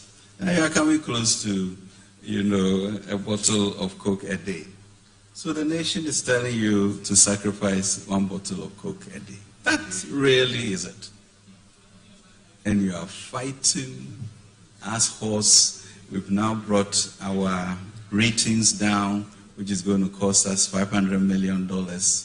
And you ask for a nation that takes care of your child in kindergarten, in primary school, JHS, SSS, and university, for them to ask you to pay 1,500 cedis a day. Is this brouhaha? And that becomes really sobering. But meanwhile, we also said in the legislation that, for any 100 cedis you do in a day, we won't charge you. So that's 3,000 maybe cedis a month, no charge. So which poor person transfers 3,000 cedis a month? As a matter of fact. Then somebody who is a pensioner will give me an emotive story that, well, I send money to my grandson or whatever, and you're going to tax me on that. But you don't send 100 cedis a day to your grandson. So it's a theoretical argument. But why are we getting into theory when we have 11 million children, our nieces, nephews, that we have to find ways of employing? And the government is intervening with a 10 billion CD program to address that issue. So where is the sacrifices of our forebears when they launched us into emancipating Africa, political independence, now launching us into economic independence, and we, at this junction, are refusing to do our quota, as I said, instead of a debt burden, to change it into burden sharing. And that becomes the issue of the politics. So we look at, let's say, the tax burden. And we have 30.8 million people. I think GRA expects 11 or 18 million people to be in the taxable net. But we have only 2.4 million of us that are paying for the country. And everybody else is informal or is not paying. So we did some analysis. Typically when you talk about informal market not paying, it's the masons, the carpenters, etc. that we think of, the Makola woman. And that may be true, but fortunately now everybody is being registered, so we'll find them. But when we did the analysis, we found 60,000 professionals, architects, doctors, lawyers, who are not paying anything. So you have the situation of a country that is refusing to face up to its realities. The issue of entitlement and how to address this problem, in which between the 700,000 civil servants that we pay and the interest we pay on our debt, we essentially are spending 144% of the revenue that we get from GRA on that, meaning we have to borrow to do that. Now, why do we need to borrow from outside? We don't need to. But we need to find a system in which everybody is contributing. When you look at the numbers for e-levy or for Momo transactions, what we are seeing really is that in 2016, we had about 78 billion CDs of transfers going through. So that the issue of e-commerce is not only it's becoming global, and is the way in which business is going. Last year, from the 78 billion, we had about 953 billion going through Momos. So how does a country sit by, not recognize the change in our economics and the new tax handles that have been afforded us, while the old ones will fall off, and not begin to take advantage of it? Not only will it increase the mobilization of our revenue, but it also ensures that all of us participate in that. And I think that's important for equity and fairness for us to be able to do that. So instead of the leakages of everybody holding their bucket and dodging government in their own way, including our professionals and our informal market, we now have introduced what one pastor told me is a water hose. When you are in that water hose, you can't get out. The nation will find you and you will pay your bit, and the nation will move on. Right now, we are doing about 12 or 13% of revenue compared to our GDP. All the countries around us are doing 16 to 20%.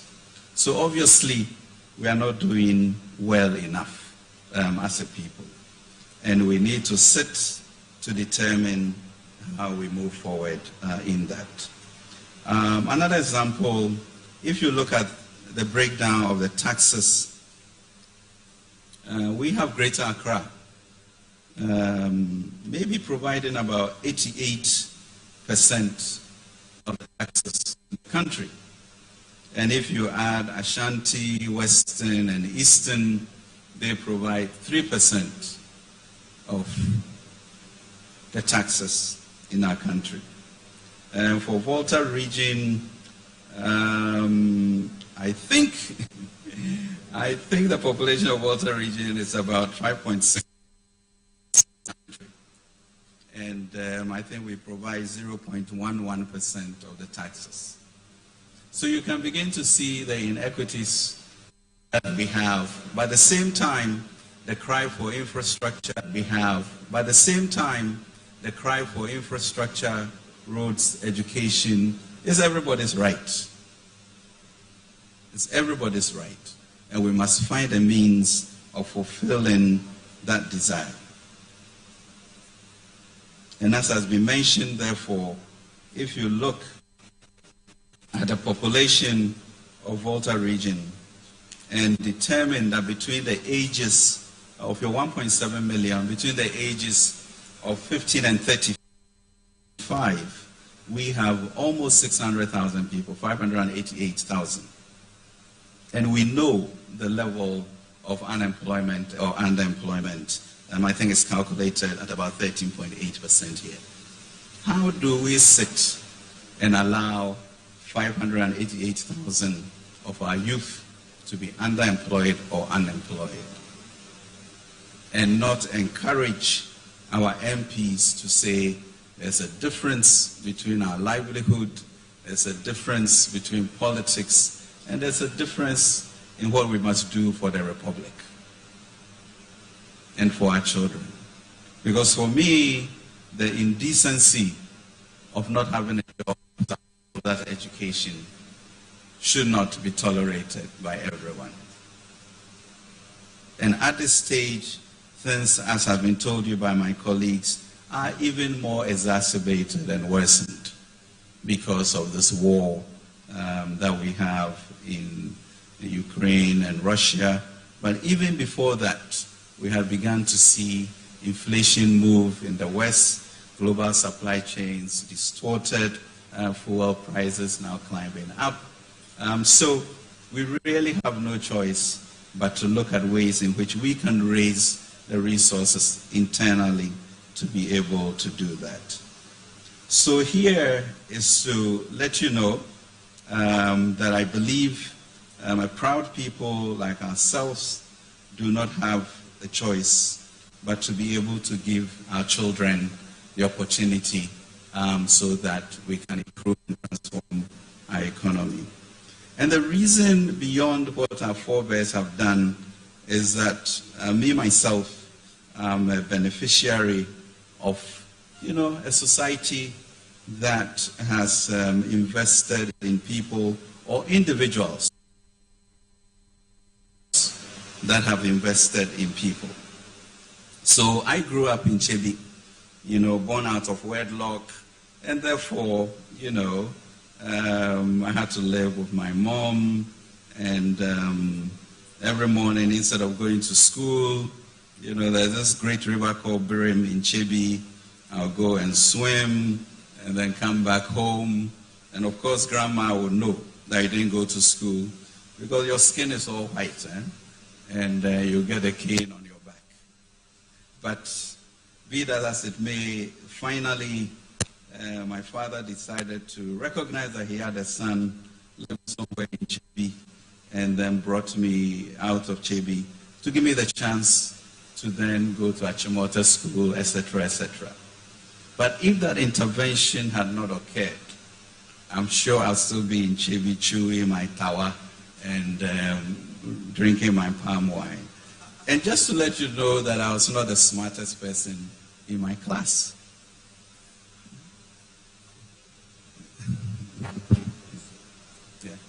Yeah. Okay. So,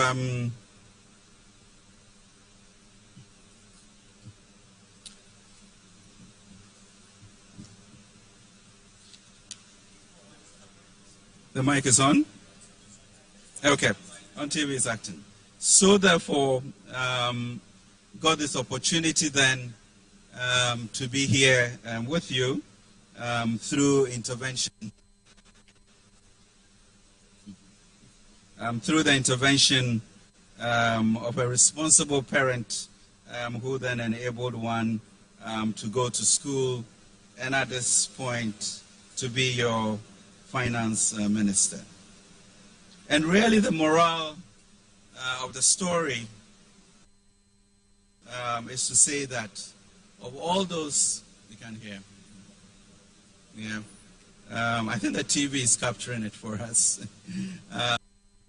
The moral of the story is that if we all burden share, if we all do our part, we'll be able to tackle this problem of unemployment, these 11 million youth that are underemployed, and give them the chance to be able to be productive citizens of our land. So the 10 billion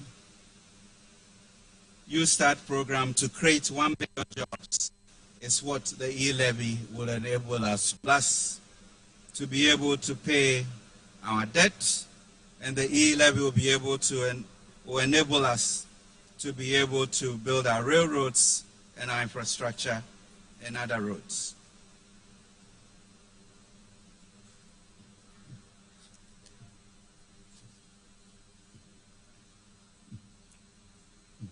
So we are really, ladies and gentlemen, in unprecedented times in which we as a nation need to come together.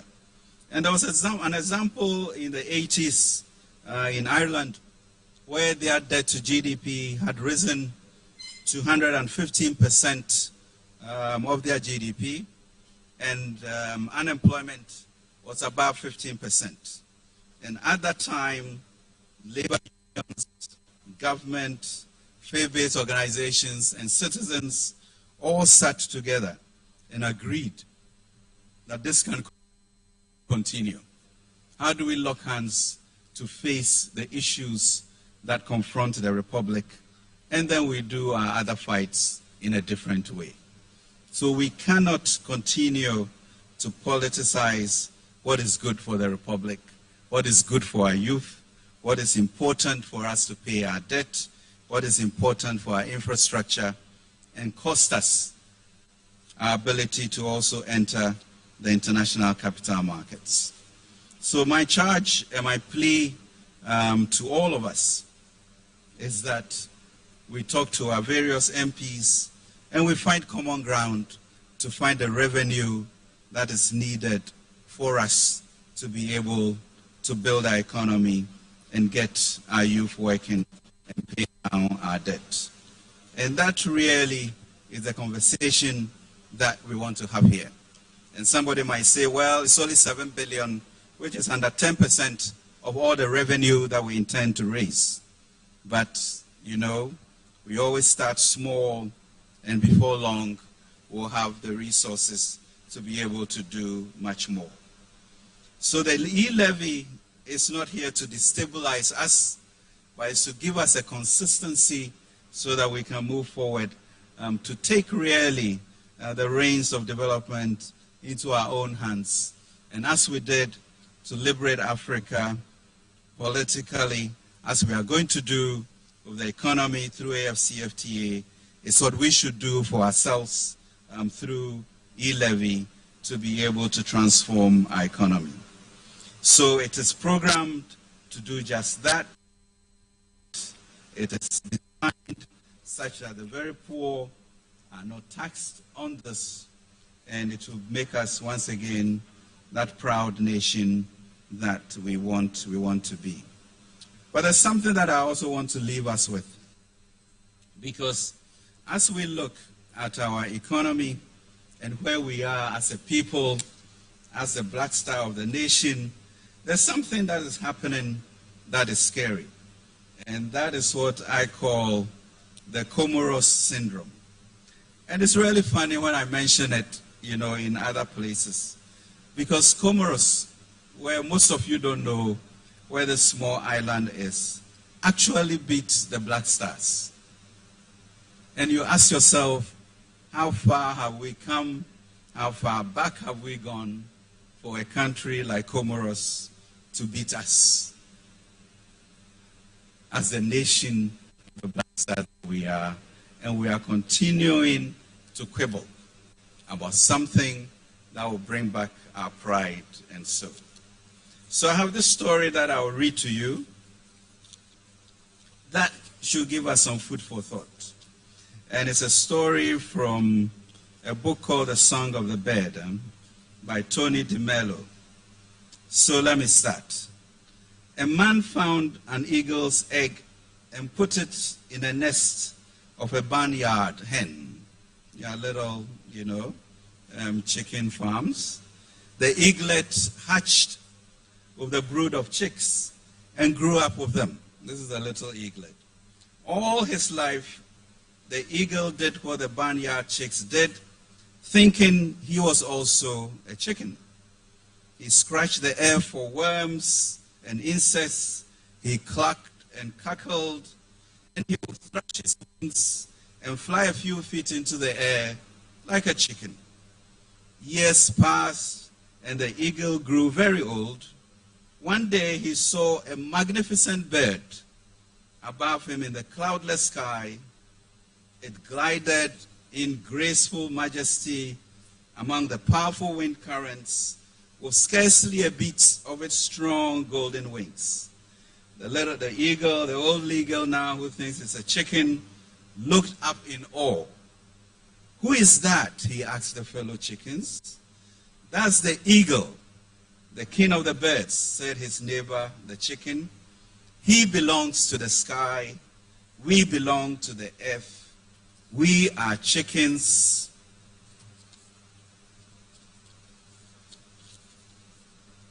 So the eagle lived and died a chicken, but that's what he thought he was. Now we are the Black Star. You are beginning to feel that we have lost aspirations, and instead of the eagles that we are in our coat of arms and our forebears who died for us to found this nation, we may die as chickens if we do not wake up. Let us rise and build our nation. Thank you very much.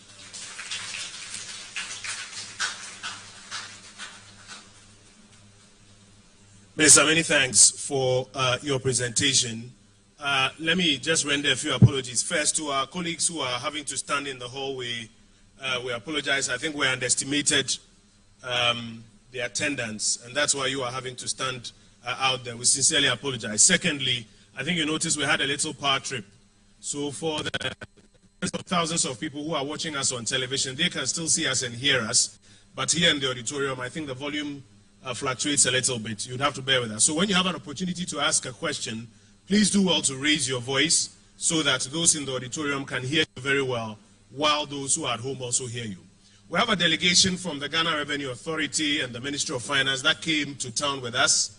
They will help us in responding to many of the technical questions. And then on the policy questions that will be raised, I'll come to the Honorable Minister for Finance to help us respond. For some of the, let's face it, some of the issues are also plainly political. For some of the political issues that will also come up, JP is here, Pius is here, Regional Minister is here, myself, I'm here. We'll do our best to respond to them. Everywhere we go, we find that there's already been a lot of misinformation about the economy, about the levy, the mechanics, and the purpose. And so we love to hear your questions so that we have an opportunity to respond to them. In that light, if I may ask for some direction on where the microphone is.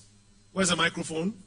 And the stand to the microphone, COVID time, so we do well to ask you not to touch the microphone. It comes with a stand that will be brought to you. If you give me a wave where you are, you can ask your question in whatever language. My colleagues here will help me with the interpretation, and then we'll do our best to respond to you. Minister, I want to start with a little comment I saw from one of the persons who was viewing, or who is viewing this town hall meeting on one of our social media handles. And essentially, it's about this Coca-Cola example that you gave. If I just may read it out. It says, I think the working of the threshold of 3,000 cedis a month or 100 cedis a day needs further explanation. The scenario the minister gave about a bottle of Coke needs further explanation so that we don't think that we are being asked to contribute 5 cedis a day. Please explain it well for us. Because if indeed poor people are out, why this propaganda succeeding that it is rather targeting those of us down here who, after all, will not be affected. Miss, I'm sure you get the sense of this communication. So please make a note of that for us. I see some hands, I think, at the back. So, George, you have to help me. I can't see very far at the back. So you select 4 people for me who ask their questions. Minister, your microphone is on. Maybe just to clean up or to clear up this threshold matter. It appears there are still a lot of people who do not understand that there's a threshold. Some people are exempted. Can I have your attention, please? First, let me have, George, please hold on. Let me have everybody's attention. When we're done with this, we'll take questions. So we need some clarity on this. It appears that some persons still don't understand that there's an exemption threshold. And that exemption threshold actually takes out the poor, that the poor are not part of this levy. If you can just explain that very well for us, what is that threshold? What are the mechanics? And then we'll go to questions. I don't know if your microphone works there. Does it? Well, I can't hear you in the speakers here, so please do join me here. I think the speakers here can't catch you. Please do join me. Let's try again.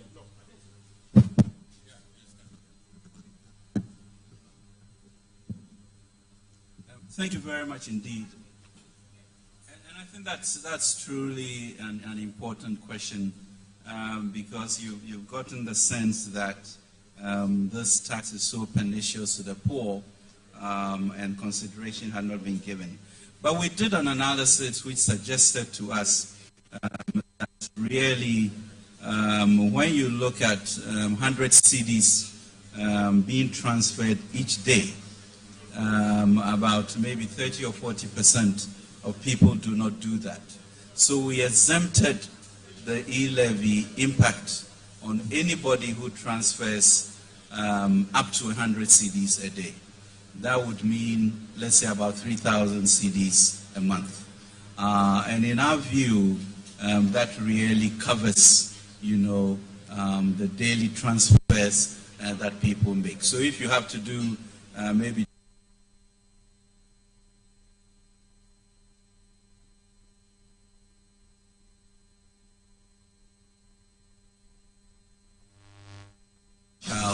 likely it is under or less than 3,000 CDs in the month, and there will be no e-levy charge on that. So the propaganda.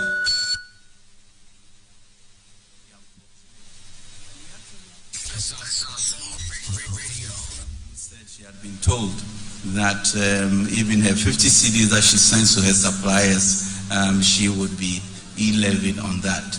And that when she has 2 CDs on her mobile money, government will take a CD 50 every week from that. So that's the type of misinformation that Minister is talking about. And it really hurts, for people to be resistant to it while not realizing that truly we've all been taken care of. Minister, thank you. So just to reiterate, if you do not send more than 100 Ghana cedis a day, government will take a CD you will not be paying this tax. This tax or this levy only applies to people who send it's from more than 100 cedis going that this tax applies to. And as Minister explained, 40% of people who do Momo transactions, they send less than 100 Ghana cedis. And that is the poor. They are already taken out. It is the gap between them and the top about 2.4 million people who are the only people paying direct tax. Out of the about 15 million people who should be paying direct tax, only about 2.4 million are paying. The gap between them and the bottom is what we are seeking to share this responsibility with. And for that bottom, 40% has been taken out, those who send less than 100 Ghana cedis. So it's a good time. George, please identify 4 people. You have to help me and take the microphone to them. Not more than 2 questions each. Please make your questions simple so that other people can also ask their own questions and we can hear from as many people as possible. George. Yes, sir. So the first gentleman, please introduce yourself to us. Yes, thank you. My name is Joshua Chachua. Joshua. Yes, from academia. Joshua, your question. Yes. The first is, we have the clarion call by the vice president of our country in the person of His Excellency Dr. Mahamudu Bawumia, pushing the agenda for digitalization of our economy. Pushing the agenda for digitalization of our economy. Encouraging young wants to transit from the carrying of bulk cash to digital economy or cashless economy. We have e-levy, which has become a lion frightening us from that agenda of participating in the digital economy. What is government's strategy of ensuring that in as much as we push for e-levy, the performance in digital economy are not being threatened and frightened such that people resort to the carrying of cash instead of performing or participating in digital economy or platforms? So how do we ensure that digitization doesn't suffer? Yes. Let's go to the key next question. Government strategies. Yeah. Second is just a comment that our forefathers made sacrifices in terms of using their blood to buy the freedom we enjoy now in our country. But I want to say that yes, we are being asked to make a token or contribute a token to the development of our country. But I want to say that if we drive on bumpy and pothole-ridden roads such that our women do not get to the hospitals when they have to access health care and they die, we are making our contribution to our country, our sacrifices.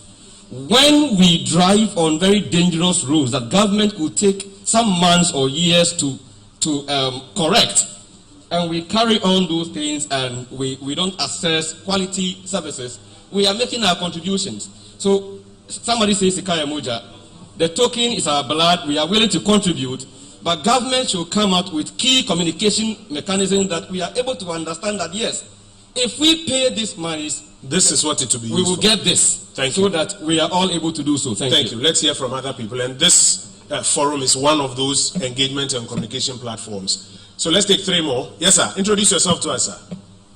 Thank you. My name is Kingsley at Teacher B. I'm a broadcast. Kingsley. Yes. Kingsley, your question. Thank you. I'm a broadcast journalist. My question is that prior to the announcement of the e-levy, we are what we call the toll, where drivers pay on the road. Yep. Yeah, so we have not passed the e-levy bill, but the roads, the toll booths are no more working. And so the money that we get from the toll booth is missing. In that sense, the state surface. It's not missing. It's not coming to the. It's not coming. Yes, it's not coming. Because before you realize, somebody will go and write a story that the money is missing. It's no more coming. Yeah. And so, in the past days or within these days, we heard that if we don't pay the e-levy, no salary for government workers. Government has not said that. How true is that first? And so, what is it that the e-levy is not passed, but we stop the payments of the toll booth? Thank you. Very well. So the question is, why is it that the e-levy has not been passed, but we have stopped collecting toll booths? Toll booth levy, or the road levy at the toll booths. Yes, sir. Two more. Yes, sir. Thank you. My name is Obey Evans. Honorable Finance Minister. Evans. Yes, please. Evans, let's hear you. Yes. For the sake of our locals, I would like to speak. Please, go ahead. Good. Honorable Finance Minister, I must obey so miapa e-levy. Ple nutozo yoti ye miapa kutrikuku bla babajeje be miase goma ba to me view so sweet on hiambe mia dashire e-levy aji afi miawo abe miapa to plala yao kele ngona mia tamplo toa lengo alo le deti no mama bia ba afi mia hozia minya ba betasiaro mi tonami mi hozia la marosi ye mia sama ba egayi gadukwa alo mia fa taxpayer money oko dashinami yenye wo finance minister ba na ko plodoa bada mia fa duklo lanu a do li mi gbamba account alo accountability lenya yo kata gbogboma nyemasa nenye ba de adowo wonwi alofu papade gadama ye agafo lemia pa confessame yiko hiabe mi aji gabubu yata wo lefe vie ba nenye ba ilevia woma pasewa mi agatanwa asana na kama ba to koma vio gakpada ngude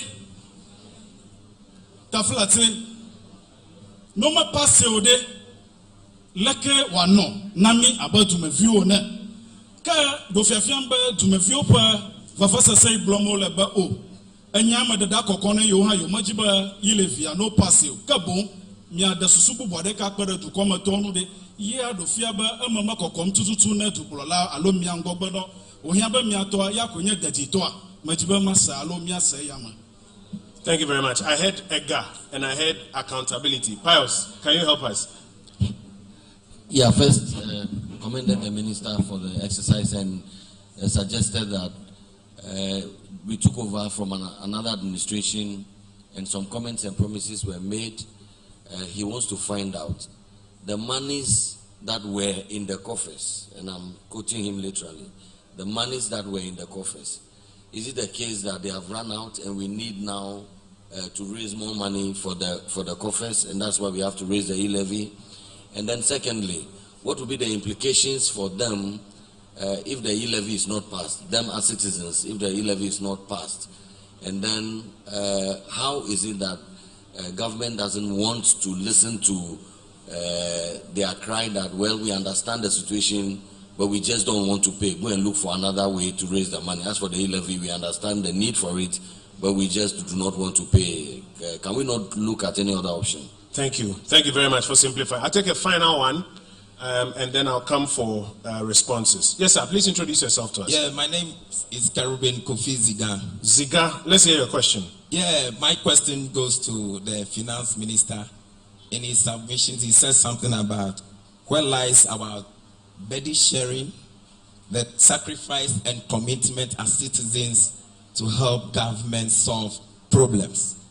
I want to ask that in his budget, he made us understood that the Office of Government Machinery alone is estimated to spend about even the half of the e-levy that he wanted to take from us.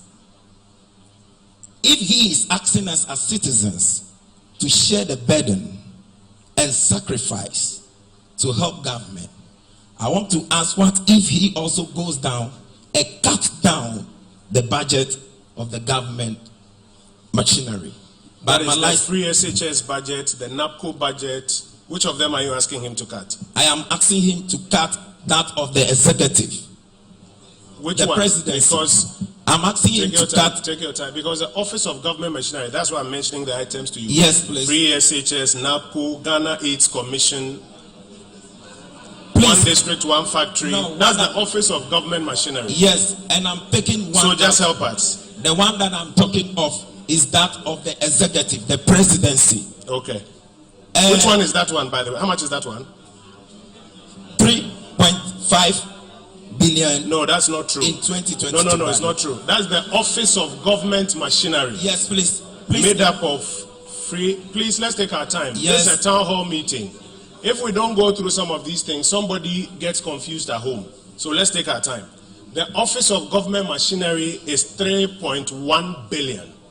It's made up of free SHS, NAPCO, 1D, 1F, Ghana AIDS Commission, and all of those ones. You say you are picking the one about the presidency. Mention that figure and tell me, this is the one I want us to cut. This is the figure I want us to cut. Please, I have the rundowns here. What I want the finance minister to do, in all, I'll pick only one out of the government machinery. That of the presidency and that of the executive. I am not privy to the exact amount that he is spending there. I hear you. I'll be fat. Now, my second question goes to my country. Go ahead. No, I'm sorry. Noel, please join me here. Merekuku mechibema bia Dumega Johnny Foyao. Pius ya wa mikle han viminyo tama yobe Pius. Mechibema bia bede. Egbe mile miagbo. Abe prefio be misenu gome nemi naga kokpe de jidu duom le miama jonga ome da kemeji me ma bia be pe iva yi e me ka wo khle jidu vedodo de Ghana to ko a amuganto me mesenya de ke chomia gbo namio de o fle nanu le khetosio me khefe na kheto ma ha akpe. So, Honorable Pius, you want to quickly interpret that for us, and then we'll start the responses from there. So, Ziga, thank you for your question. George, From there, we'll move to another side of the auditorium and go around so that more people can ask their question. A quick translation, and then we'll get reactions. Okay, the questioner makes the claim that when the Jinkwa budget was presented, nothing was said about the Volta region, and he has expressed surprise that Peter and my good self kept quiet. But today we have come to ask them for money. And he wants us to respond to why, when nothing was said about the Volta, we didn't say anything. But that's his question. But that is exactly not even true. No, it cannot be. That's not true. And I think as we go through the answers, maybe when Minister is done, I will come. JP, okay, please respond to that one. I'll add something to it, then we'll go to the others. This is just to address that. Novinye and Ziga, Nedness do to budget, Nuya Ogloa, Nakobo Volta Regina, Element, a future. Mana example the cow who where they are, knew the car common. Yes, man, nothing me by example, I have Volta Regina. Miapa Eastern Corridor Moya, Ejele budget, Yame. Eastern Corridor to Huawei. Keteka Moya by the Jokoma, Ejele budget, Yame. Where there is a new university, Ejele budget, Yame. Housing project, Ejele budget, Yame. As a command, UHAS, Ejele budget, Yame. TVET education, technical and vocational education, Ejele budget, Yame. Housing project, Bagbre. Youth resources, Ejele budget, Novinho, let me bear a whole Aplau road, Ejele budget, Ta Mada Kukube, Volta Regina, and New Year Pole, a pay up a budget, ma. Tafrache, Mianovia on Nibaya, NDCA, Merponu Maudo Motorical budget, Neminiani Corridina, Miaroku, Miaquated cinema. That Volta Region featured deeply in this budget. Minister, I need you to also translate this for me. In addition to what you said, there are 261 districts in Ghana. 18 of those districts, if I'm correct, are from the Volta region. Every one of those 18 districts was budgeted for and is in the budget. Every one of those 18 districts. So if somebody, for political purposes, comes to tell you that Volta region was not included in the budget, it cannot be true. It is not true. Minister Boblomba, a momofia de Karaka, Alofa Adden, Alofa of Blood, the Vodeke, Yele Dukoma, Volta, Miatolama, Omavieni, Ulamia Domi, Afisha Fika Momofia la. O ngodoyo ngogbe do wo mafuma alebe suku howo konji howo o tumde te peshia te pe tanamade the politics star over global Volta pon comedy la budget amoa amamoto yantepo. Thank you. Minister, I want to come to you for your responses. So for example, on the question of accountability, there was a question I think by Pius that deals with, no, it was that by Evans and Pius interpreted. It deals with accountability, for example. His supposition, and it's a good opportunity for education, his supposition is that the previous administration left some money in the national kitty. Now that we are asking Ghanaians to pay a new levy, is it because there was some money that is finished that we are asking people to pay a new levy to fill the national kitty? Or is it the case, for example, that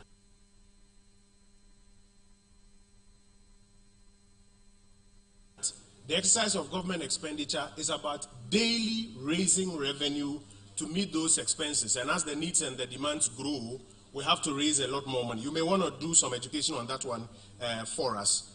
I think we've dealt with the claim that the Volta region was not included in the budget. There's another question from Joshua. How do we ensure that digitization does not suffer? Does government have any concrete plans to ensure that digitization does not suffer? And why are toll levies not being collected now, though e-levy has not been approved now? Minister, we're in your hands for this. Thank you. Thank you very much. Thank you very much indeed for this. And I think that's really the excitement about these town hall meetings, because we can really speak truth to power and sometimes understand sort of the misinformation that we have and why we keep sticking to old arguments even when we have answers to them. And I think that's really important for us to do. And it's also quite disturbing for me when I hear our university graduates who sometimes will not research and read themselves to debunk things, because that's why we send them to school, not to stick to ideology, but to stick to truth. And the way I grew up in the village, came out, got lucky to be where I am, I do respect research and to be able to debunk things. So, for example, we talk about the issue, and a lot of hyperbole, the lion frightening us out of digitalization. And the question becomes, if you are a government or a finance minister, you see an area of business increase from 78 billion to almost $1 trillion, and you sit back and say, I won't touch it. And that is where the direction of the country is going, or e-commerce is going. So we talk about digitalizing our economy, and the speculation is that the benefits of Momo transfers are so minimal that people will start carrying sacks of money to go back to the lorry station to send somebody to go to. We know that is not true. Besides, we can have a policy, which I hope we will do so, which will say that we are going to have a cashless economy, maybe in 3 years or in 5 years. And what does that mean? Meaning there will be no paper for you to use, because everything will be on your phone, etc., etc. It doesn't mean that you've moved away from digitalization. You are accelerating it because it's more efficient. I can find your grandma and send her money, etc. So let's not speculate about the future in a way that stops us from facing the realities of where we are going. What we are doing is bringing everybody into this water hose so that everybody contributes and we move forward as one nation. And that's what we share. So you shouldn't be the lion frightening us from the future. Then we talk about e-levy and tolls. You know, the challenge really is, you know, we passed the appropriation very quickly because there was an absolute belief in the direction that we're going. And then the politics came to stall the issue of the revenue measure, which is e-levy. And therefore, the issue of the tolls being disbanded, you know, have then become a chain around our necks. But beyond that, I mean, that's something that you see physically. I'm telling you that because of what we are doing, now our access to the international markets, you know, it's being curtailed to a certain degree, and even when we go, we are now going to pay $500 million over 10 years if I were to issue a billion CD paper. And that is significant. That we can allow our MPs not to vote for. Then you look at the issue of unemployment, and you should be concerned about that. How is that going to be paid? And it's not because we came and met some money that we have expended, but the issue of taxes, just as you get paid every month, you know, so that you can pay for your needs, is what we also are doing. So yes, there's a new tax handle that I believe we should embrace to be able to go forward, take advantage of it, and then get away from the dangerous roads that you talked about. But I think government accountability is a very serious issue. And that is where we should compel ourselves as government, you know, to identify things we want to do with the e-levy, to ensure that we have quarterly reports so that the nation can see, and we change our habits in the way in which we account. But I think the most significant thing is the issue also of being protectors of the public purse. The leakages that we see are done by you and I. It's not some foreign, army that comes in to steal our money. What we don't do at GRA, the waste we have in our offices, how we work less hours than we should. So this national conversation of trying to understand our share in where we are and where we need to move forward. So yes, we continue to raise money. We continue to be, for example, Minister of Information, the natural thing would have been to say, increase petrol prices. Can you imagine if that had been the option, given that now the world petrol prices are changing? And then you see an obvious, or maybe not so obvious, opportunity which embraces everybody, and you say, I won't listen, I won't do it because I just don't want to do it. That's no way to run your family.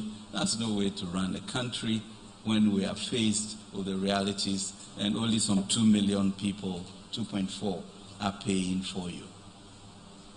And that's the conversation we must have. The honest truth about how we move forward as a country to pay our way, borrow less, get our youth employed, reduce our debt, and also build our infrastructure. Thank you.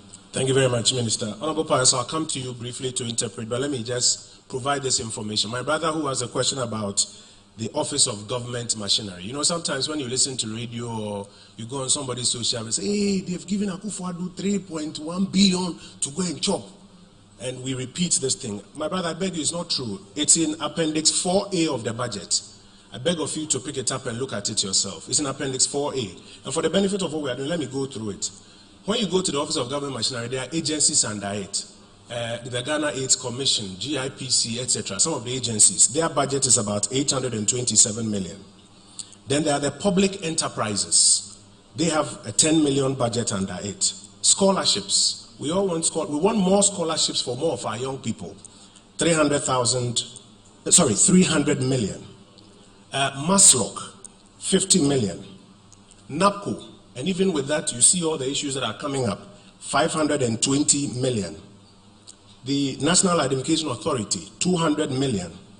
1 billion of that 3 million is for the Infrastructure for Poverty Eradication Program. Some of the little projects we have in our districts that have to be paid for. And the list goes on and on and on. It's there. So when you hear somebody bandying it about that 3 billion, that's the executive's money, so it should be cut. My brother, with the greatest of respect, it is not true. It's called Appendix 4A.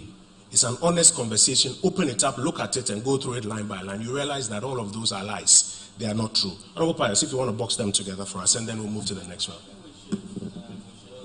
Minister's microphone. I think we should also remember that about 3 weeks ago, we cut expenditures by 20%, and we have sent that instruction to all of the MMDAs, so we manage it. So the issue going forward, ladies and gentlemen, family, is not anger. It is just cold analysis as to where we are and the difference between politics and the republic. And if you can read, then research it. We are not a parroting country, and we are not chickens. Let us fly high and stay up there. Honorable Pius. Yo, Minister Bobrombe, manye jikunya onyo, maresha mana bojidi, mi klan wao, na mi asa goma. Majijiwa, mamala blavaji, alofara ka mamada blavaji, 20% cut. Ye yo across all MDAs. Ta yo cut via the Information Minister da goma ba, na mi ba Office of Government Machinery.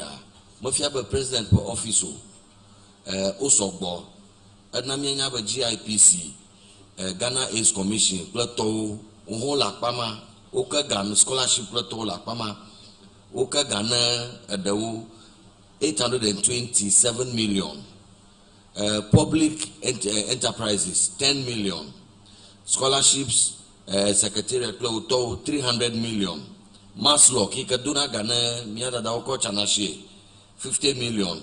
NAPCO ika 100,000 so hilda doma 520 million.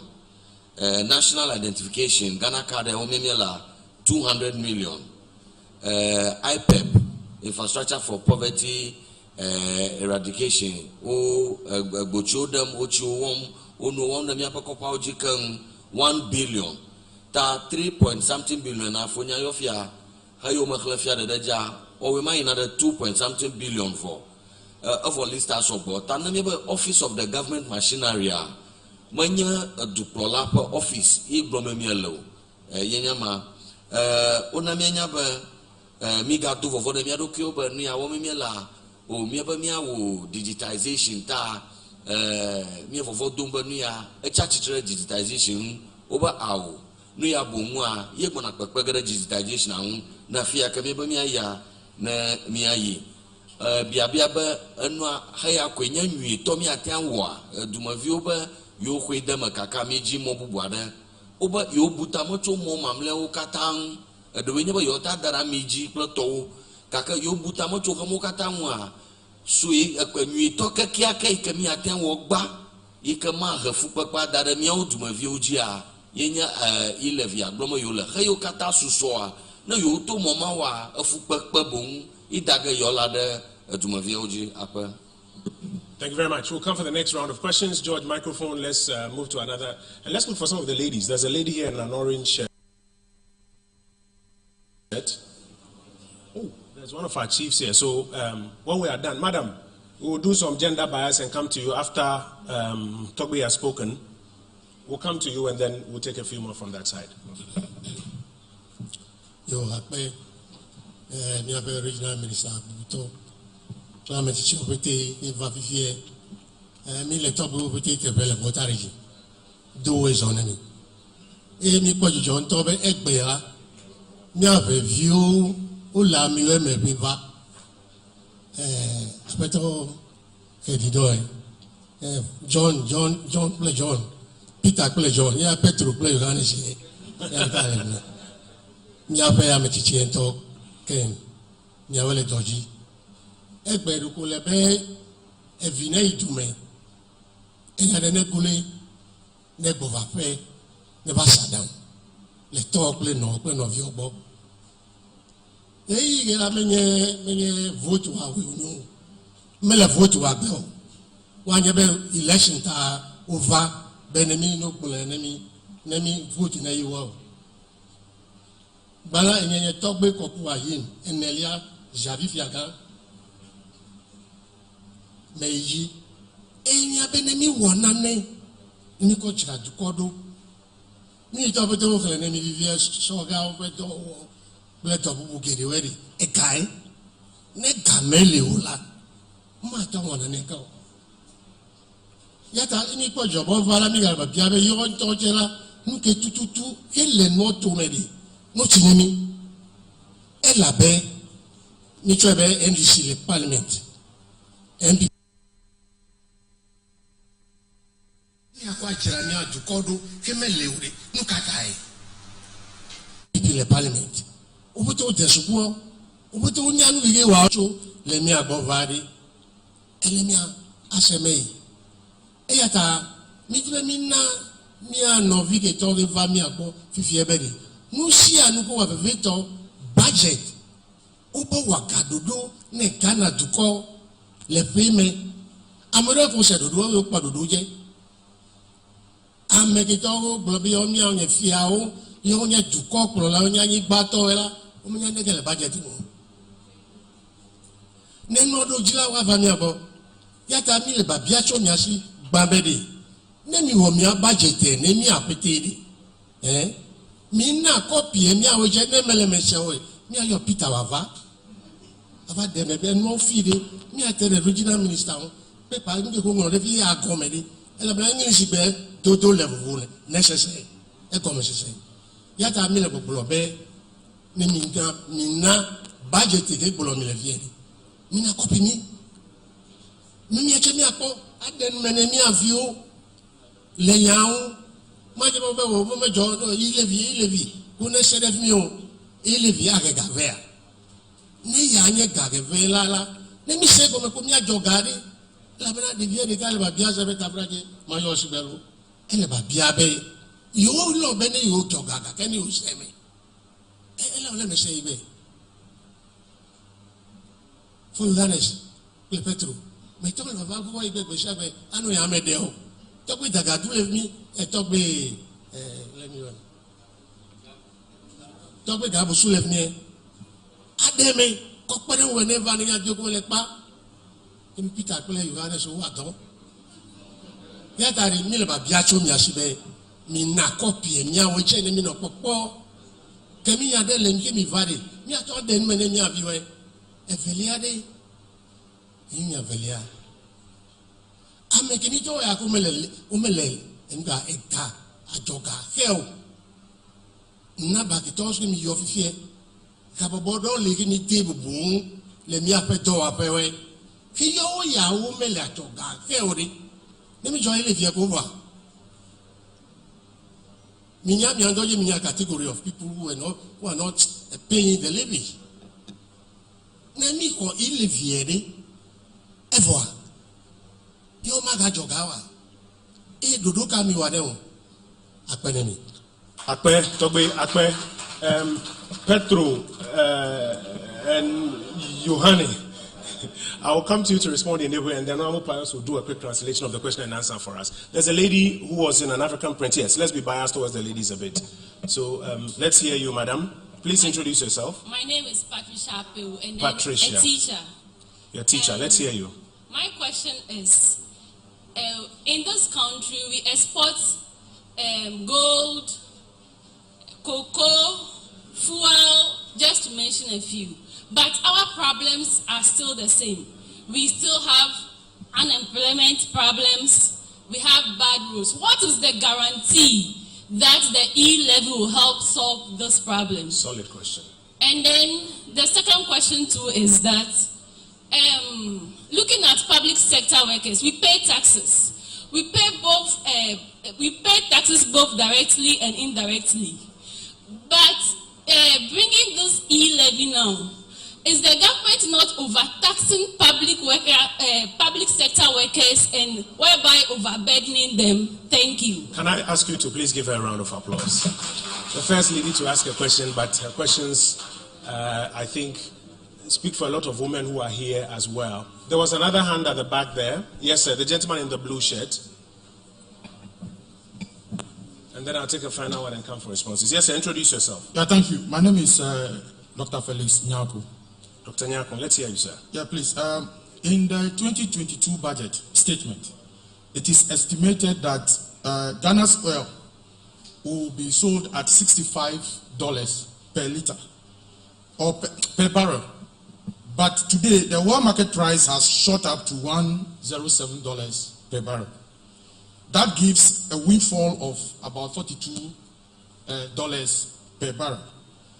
And times the number of barrels that we export, because Ghana is more or less a net exporter of oil. What is government using the windfall for?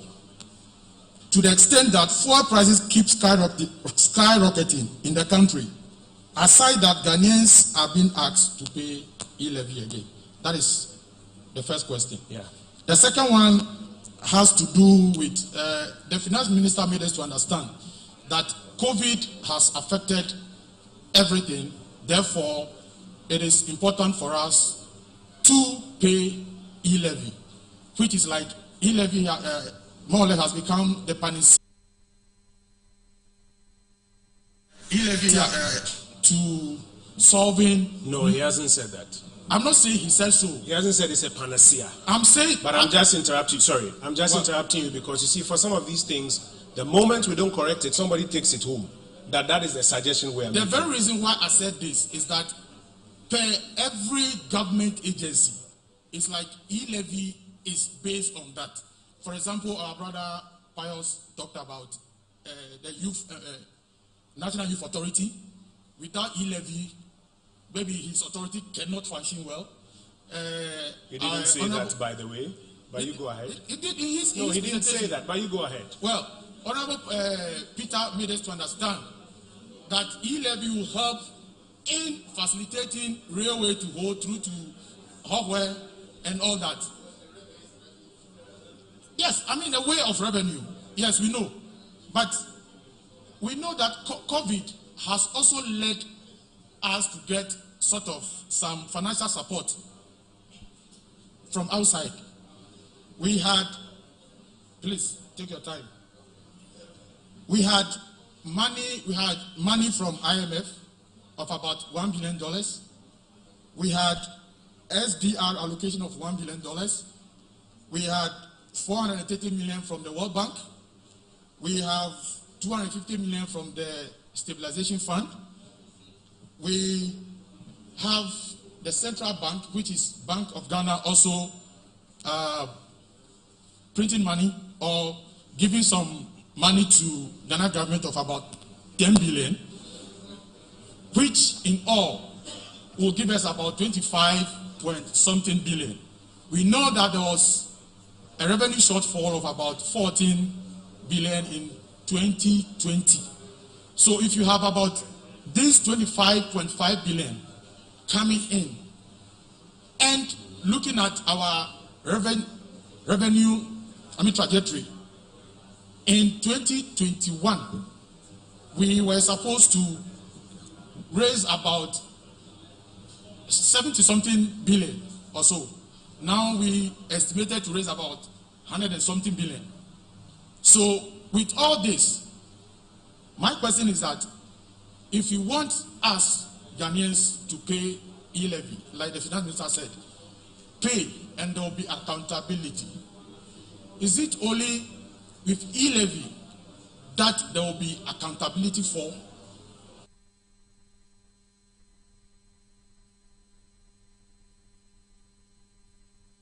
Or what about what happens to the other funds that have been given to us? What happens to them? Will there be accountability on them? Solid question. Thank you. Thank you very much. Thank you very much. And then we'll take one final question. And as you are going there, Dr. Nyako, you see your first question, you premised it on the assumption that Ghana is a net exporter. We have to ask ourselves a first question. Is it true that Ghana is a net exporter? Or is Ghana rather a net importer? I'll let the people with the data speak to it. But I like the fact that you put that in there, that your assumption is that Ghana is a net exporter. And if indeed Ghana is a net exporter, then we should gain rather than lose. The reverse is true, that if Ghana is actually a net importer, then we lose rather than gain. Solid question. I'll let the leaders deal with it. Also, just a quick one. You see this IMF and the SDR you talk about is double counting. It's actually the same thing. So, first of all, we have to see all this calculation you have done, if it's true that it's 25, or actually if you've double counted some of them. But I just wanted to lay those ones down. I'll let the team respond to that one. Then your other question is that, but I think your actual question is, how about accountability for all of those? Are there mechanisms for accounting for all of those? Minister will respond to those. Let's take a final question here. There's another lady. And then My name is Mamagan Toleipui the Fifth. Mamagan. The paramount queen mother of the traditional area and the president for Volta Queens. Where's your Mamagan? Yo, akpe. Madibe mabia no question there me. E-levy. Mile blole yovo me. Allo English me. Kake nyon yuwe de na sime. He kona microfinance loans so. Ele mile me de na we. Pardon me, I'm ever doga 1,500 cedis. O charge play interest. Your koga ne the mobile money. Your koga echena transfer ga le mobile money. Akodo da pasa. Beno flebli nine. Because Martin koga da si a momenyo chule peve pasa otalaje beno transfer ga. Let me see what I'm Robert wa for le moji. Ye o transfer ga. Yemi gadeleme. Demenya double taxation nemiwa. Nyo velia nyebe asimenyo nu yome de sukuo. Home le yovo gbieme ilevi eme se ode. Leke milenya me de na odipe wa aseme. Be ejebene yoke ilevi. De ga ho vado ho tax lesi ho he charge ho ji akpe. Thank you very much, Mamaga. Mamaga, I had double taxation somewhere there. So, Honorable Pius, here's what we'll do. Oops.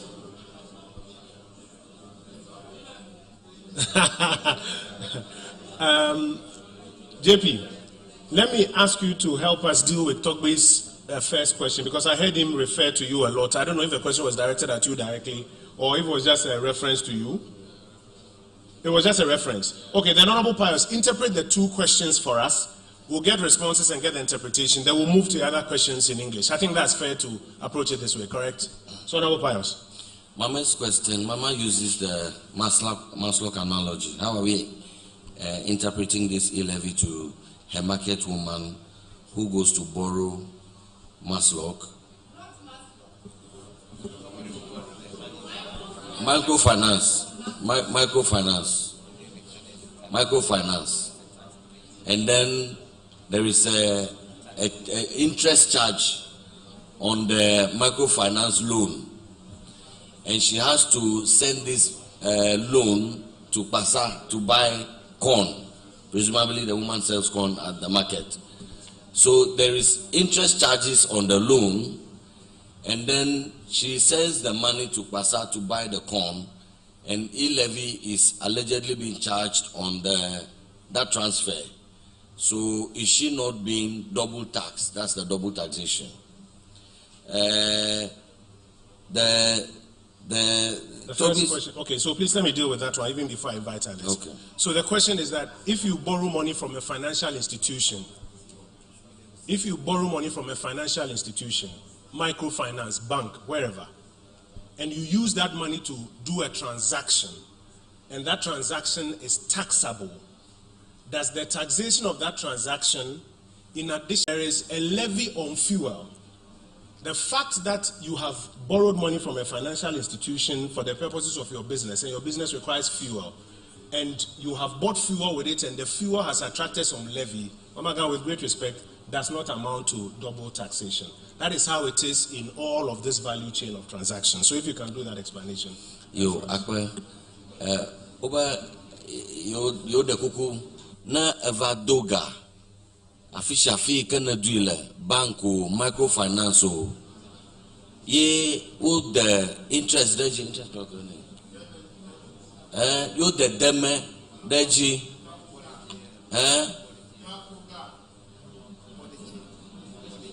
interest bodeji never doga ye interest legia na ko gama ko planana ika iha o tax ne michwe ko ba na doga ina kwe plavo alo na kwe plavu alo na kwe ja ami ye o dami o the tax de ami ajia menye ye o yona ba double taxation no ta menye double taxation e ma ta amatan doga ako wumbubu ade amaratan doga ako plemwe amaratan doga ako achashie na dodo ya wo ye onye tax le amiajia na doga ina kwe plamia manya double taxation enya ma do ma ye magba amia biaba nuka ko nya double taxation na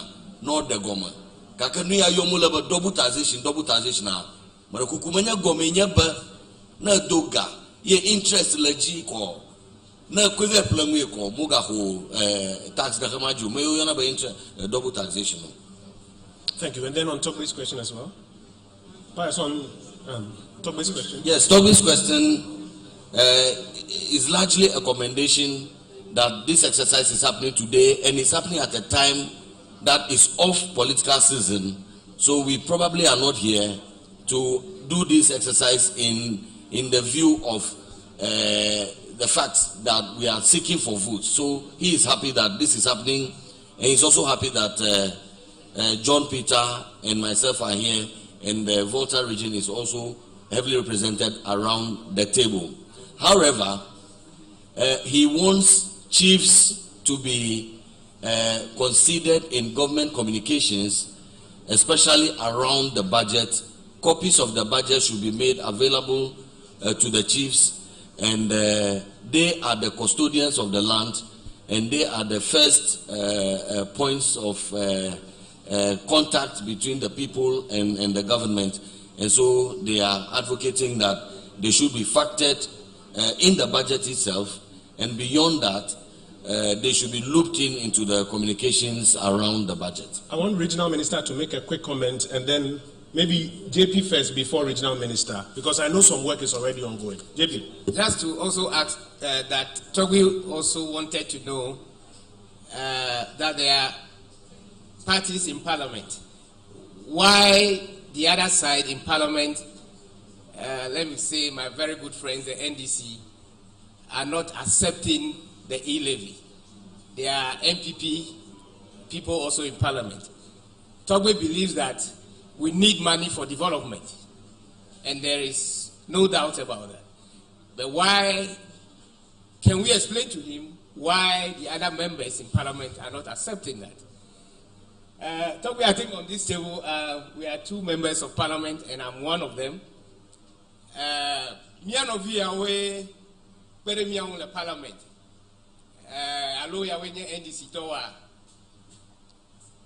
susu ya ta o le gbogbombe ile via menyo enye be gban o be yo ho esebe ile via ana hefu pepe vena Ghana view enye gbanto evele enye be mi ho ga ha ma ton account alo azangade no menwe adekemo oga ijibe miedo ga sobo me ko ga ko wona adeke yo le popo mu ke susu ya uta yo me dibe Ghana vidijio na wa pefu be mi aga ko ajoga bubu ko pede wu susu ya o ta mi no vi NDC to obe aw ajoga yo ma ho ka ke no vi nye o enya ya glomia no vio lele se opeta gogo ma menye anikwade onye o alakpa onye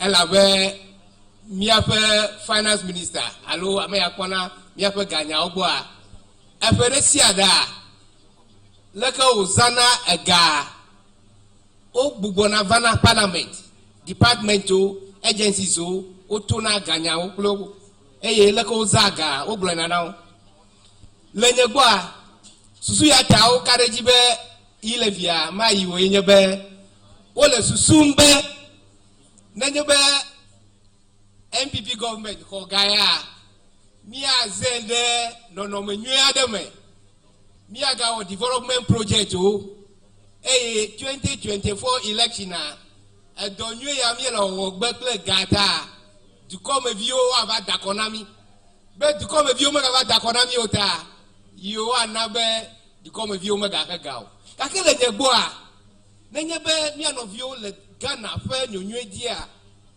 ele bo anabe de view ni ka gabon na du come nyu ta frache 2024 meka nyabe mi omi gbona fi nogelo alo MPP NDC to gbona fa noge na gava na yo ha ova o ma ko polo du ko wa kake wo susu be mi avaza ganwe na ngogbe yi na bana Ghana view a susu yata obe ilevia menyo akpanami. Thank you. Regional Minister, the top-up comment on engagement with chiefs, etc., as Togwe mentioned. Yeah, Togwe, Medewema Aglo, last Friday, the Regional House of Chiefs, Wetakwe Menofuma, Medewema Aglobe, President Akufo-Addo, and Nabe Mia government representatives. Let me have regular interaction with the Volta Regional House of Chiefs. Let me know Fiao. So we have had 2 very important meetings so far, one in Ho and one in Sokakope, where we met the standing committee of the Regional House. We're working very closely with the President of the House, Togwe Teprehodo IV, Togwe Patamia, and all the other standing committee members. And we discussed government policies. In fact, the last meeting we had lasted for about 3 days, and the Minister for Finance was with us, National Security Minister, Local Government Minister, myself, Information Minister, the Railway Development Minister, former Minister for Chieftaincy and CEO of Bui Power, Honorable Kofi Jamesi, was with us. So we've had Ms. Elizabeth Bohini also with us at one time. So this is a regular forum that the president has directed that the government engages with the chiefs of the Volta region to address very pertinent issues, developmental issues concerning the people of the Volta region. And it's going on very well. And I'm sure the president briefed the House at your meeting last Friday. And so the LFVD engage a fiao because a jildu pobe a fiao levivide ta wocho le mi agbola waga iriji mbubu so enye nane sike mi dobe ne mi wo edu prola edo wanamai mi dak pebe. The leadership of the Volta regional associations, they are cooperating with us and they understand what we are doing, and we are on the same page. And there's actually nothing that goes on in government that I don't share with the president of the House, just to keep them along with us. So,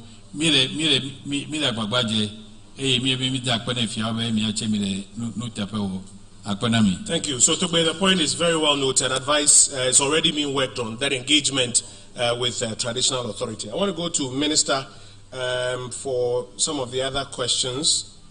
A question by Patricia, that if after exporting gold and crude oil and everything else, all our problems are not solved, can there be a guarantee that when we pay some more, all our problems will get solved? Minister, I think that's a question, it's a policy question for you. Dr. Nyako's first question is operating on the assumption that we are net exporters of crude oil. I'll take your comment on that one. And he's also asking, is it only e-levy that there will be accountability for? All the others that he has heard in the grapevine that government has received, some of which are indicated to him amounts to double counting. Will there be some accountability for that as well? Minister, I think those questions are directed to you. And then I'll come for the final batch of questions. Thank you. Thank you. Thank you very much indeed for that. And Togbe, thank you for your wise words at the beginning of the session. And I think that's important because it brings some sobriety. It brings some sobriety to what we are talking about. And the old way of gathering so that we can hear all sides and then make a decided move forward.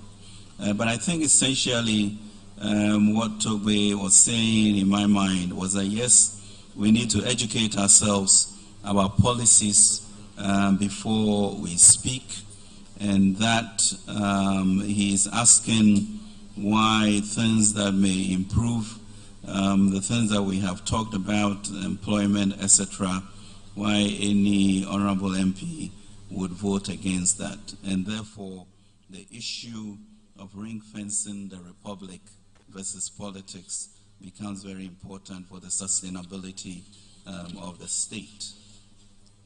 Patricia talked about all that we export and then continuing unemployment and therefore what is new.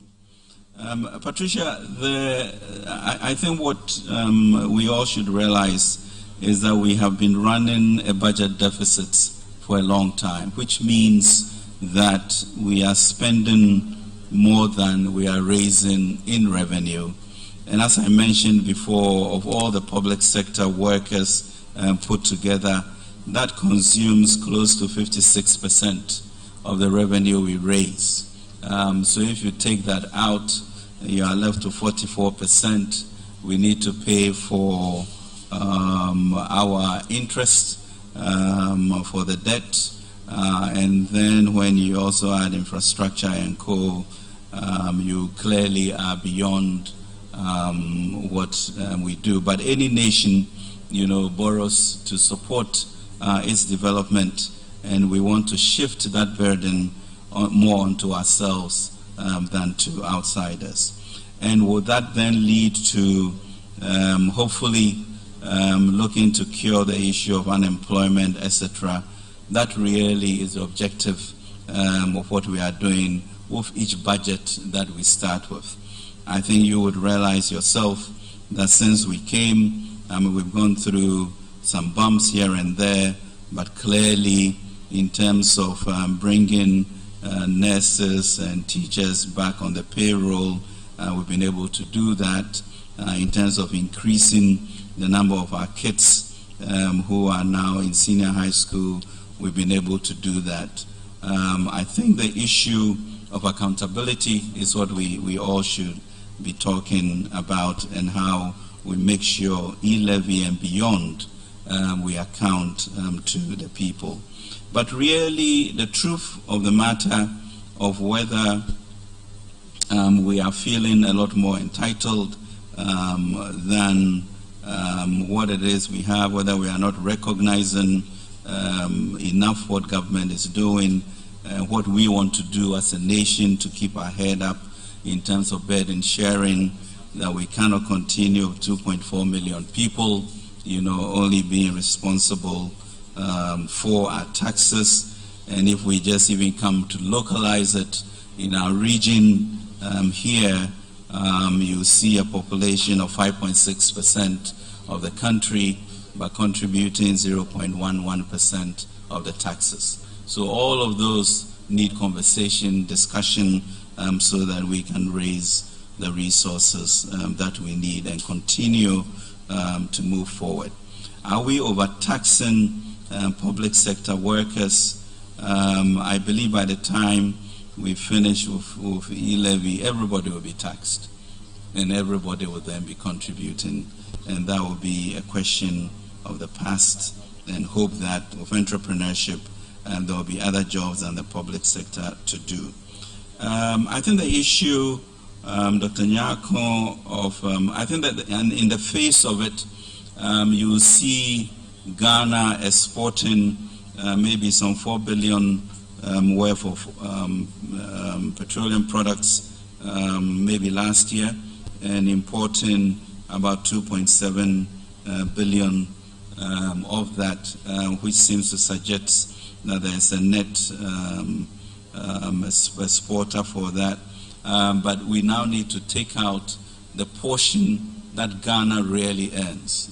The talos, etc., are part of the 3.9 billion, and we will not be in the statistical solution equivalent that you are talking about. COVID, the issue, you enumerated a number of things with regards to the $1 billion from the IMF, the SDR grant, the 10 billion that we got from Bank of Ghana, which is borrowed money we have to pay back for it, the 430 billion loan from the World Bank, etc. That was all put together, in which portions of that went to the business program by MBSSI, the water, the electricity during the lockdown, and the food. And given the depressing nature and quickness of the loss in revenue, how we needed that and to move to be able to sustain ourselves, that in all of Africa where there was a negative growth, Ghana was able to get 0.4% growth, and therefore climbing out of that recession a lot faster than other people on the continent. But we are clearly not out of the woods, as the Minister of Information mentioned. And now we have, a cacophony of issues that are going to impact us going forward. Inflation is just shot up by 600 to 800 basis points for the West, and that therefore will mean that the Fed is going to increase rates, which will affect our interest rates. Global supply chains have changed, more expensive, therefore we are importing inflation, fuel prices will go up, and of course we are quickly trying to calculate whether there will be net gainers of that or not, depending on our portion of the oil that we support.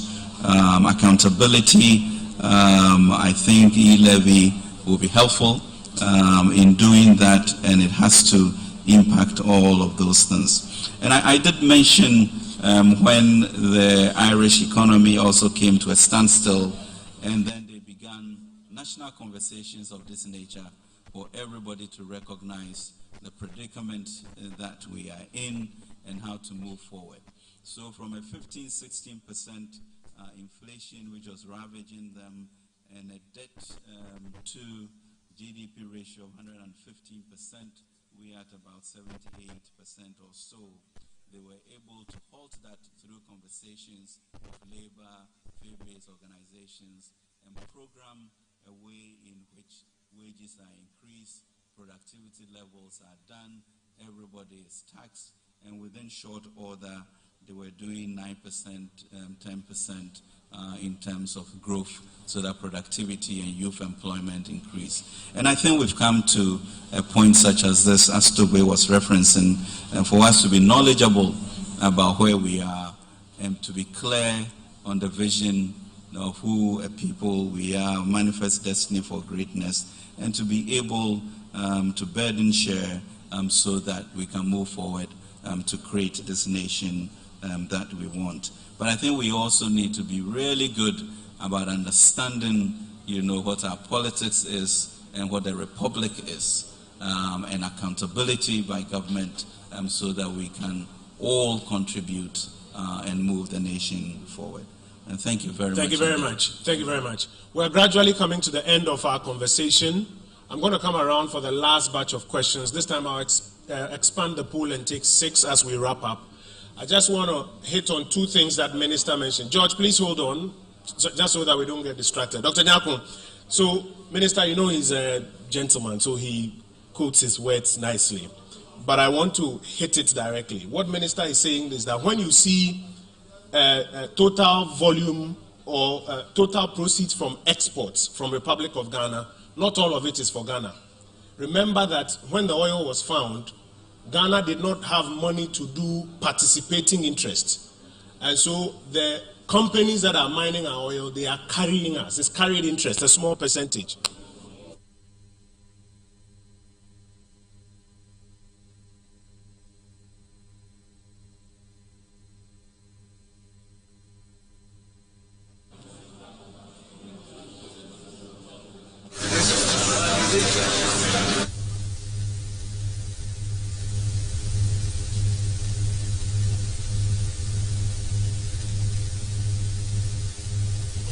The best internet radio for Ghanaians abroad.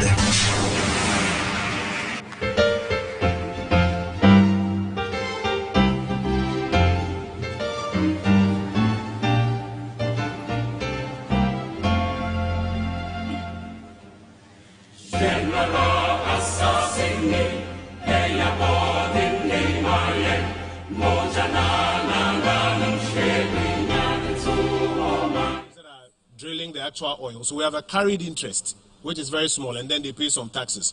So actually, what comes to Ghana is our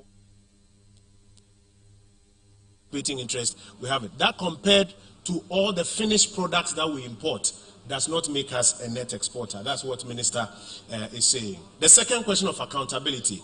If anybody tells you that government has not accounted for and must therefore come and account for some of these funds that you mentioned, it is not true. You see, sometimes because of our politics, people throw sensational things into the ecosystem.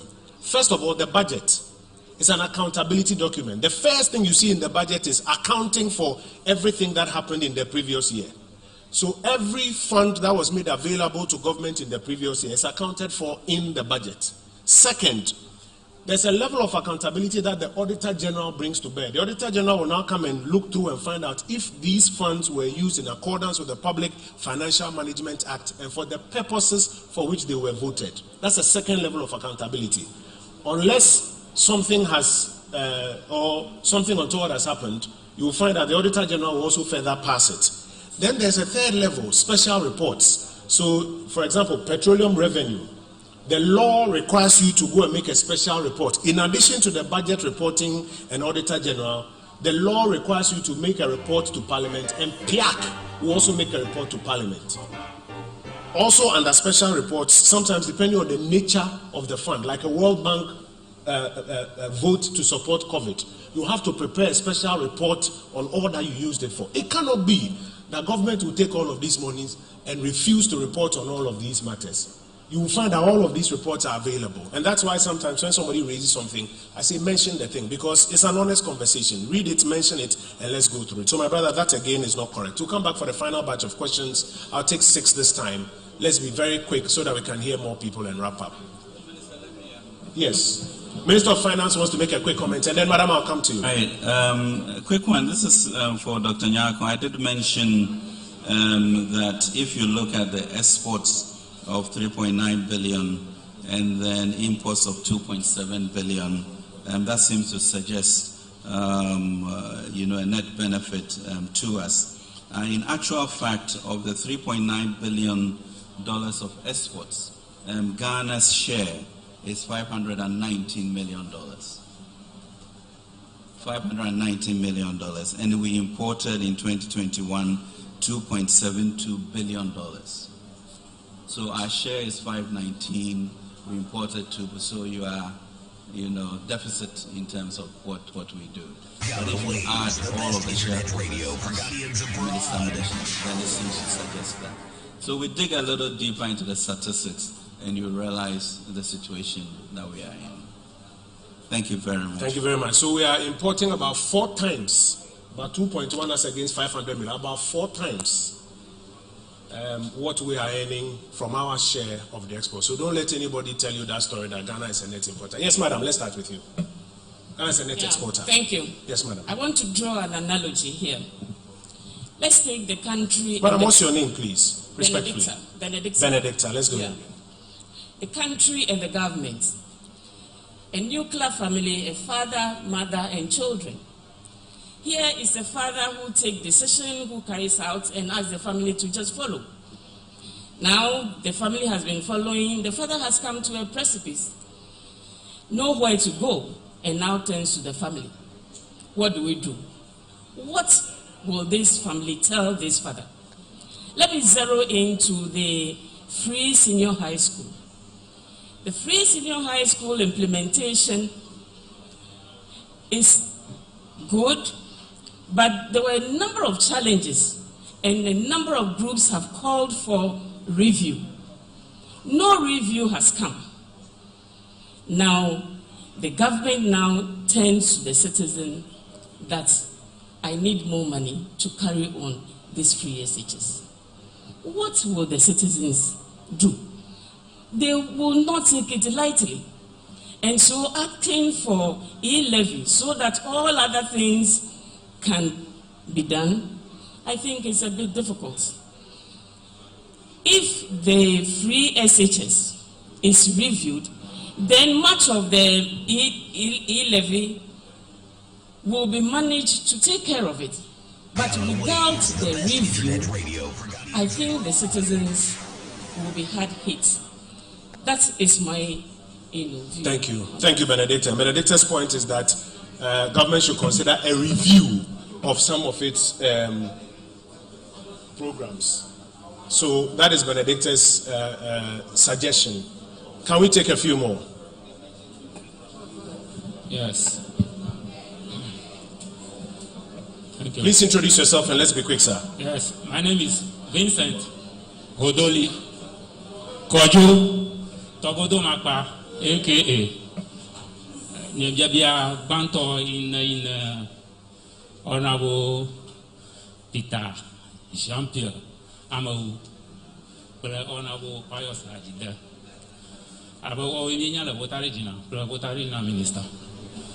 Majima Biaba COVID Agalia. Nayaba COVID in Litutua. Kalaka Taflache. I feel promi Coterua. Rokovajana Yabaka, Tina Paomian, Lafia, Nakuma Bakatala, Madame Yagio, Tamia the Cuckoo. No, you go all run you talk. No, run you talk, Nami. Majiba Madiaba Mafoncho, a Gado Donchi. Legado Doa, Odoga, about Michoko, a former toilet, you get out Deliam. Unani to Dofia. Or I hear a Ghana Gamanami, Nyakatan, Nyatansa Gomo. A Pono Gayora dollar, Mananama, Arafuna, Nyada Dao, Nyamarola, dukɔme. Kobe COVID va, yɛrɛ COVID la, yɛ ka ɖe dzi be yɛ katã míenya, yi te míeko emo vɔ kɔtsɔ ɖe ŋkume ɖo. Gake magblɔ be ega gbogbo yi ke gbetatɔwo wona mi kple individual na mi de ega ma de va ɖe asi ne fia mote wɔn kɔnta na mi o. Ohun nye be ile via kokokokokoko. Excuse me. Onye be ile via kokoko wo yo xɔ afi ata dre dukɔɖo na mia. Mia ma ɖo alo mia ma ɖo le ehoshi me kple tɔmɔ wo dɔme ɖo mi be enye yia wo gɔgblɔ be ivu ko gblɔm wo le. Si ke nye be ile via ma yɔ mo le be ivu lo akpɔ ya. Mo gɔme se mo. Ta bie ɖe kuku no be no dzagbagba no wo ŋɔ nyuitɔ na mi le dukɔme. Ne dukɔme na fa mianɔ alabe efififi va bɔ ɖe dukɔme ale gbegbe be dɔwɔme ebɔ mi ti ŋɔ gɔme se mo ɔna bo fa sa dzi de tsaƒu ɖe mia nɔviwo mi ka ɖe dzi be. Chairman, can you wind down for me so that I move to others? Because I'm told it's been asked and answered already. I beg you, 30 seconds.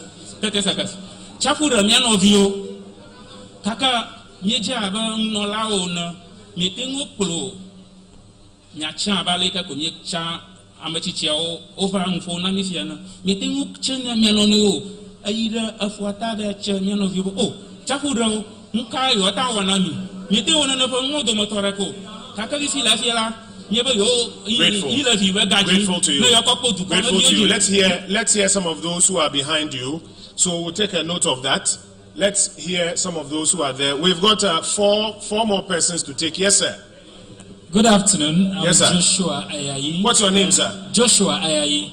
Joshua, please make it snappy so that we can hear more people. Okay, so when Honorable Minister of Finance was speaking, he just posted Momo and then e-commerce. But e-commerce, we know, is money going through buying and selling, right? And it's transacted electronically. Momo is transferring of funds electronically. So what are we taxing? Momo or e-commerce? The second thing I want to say is I am part of a youth network, Home Municipal Youth Network, and we are willing to engage with government at the local, the regional, and the national levels. We have a national youth network. We have youth networks formed across all the regions. And if you want to come back to Pale, really listen to the position of the youth on these matters, we are ready and willing to engage with you.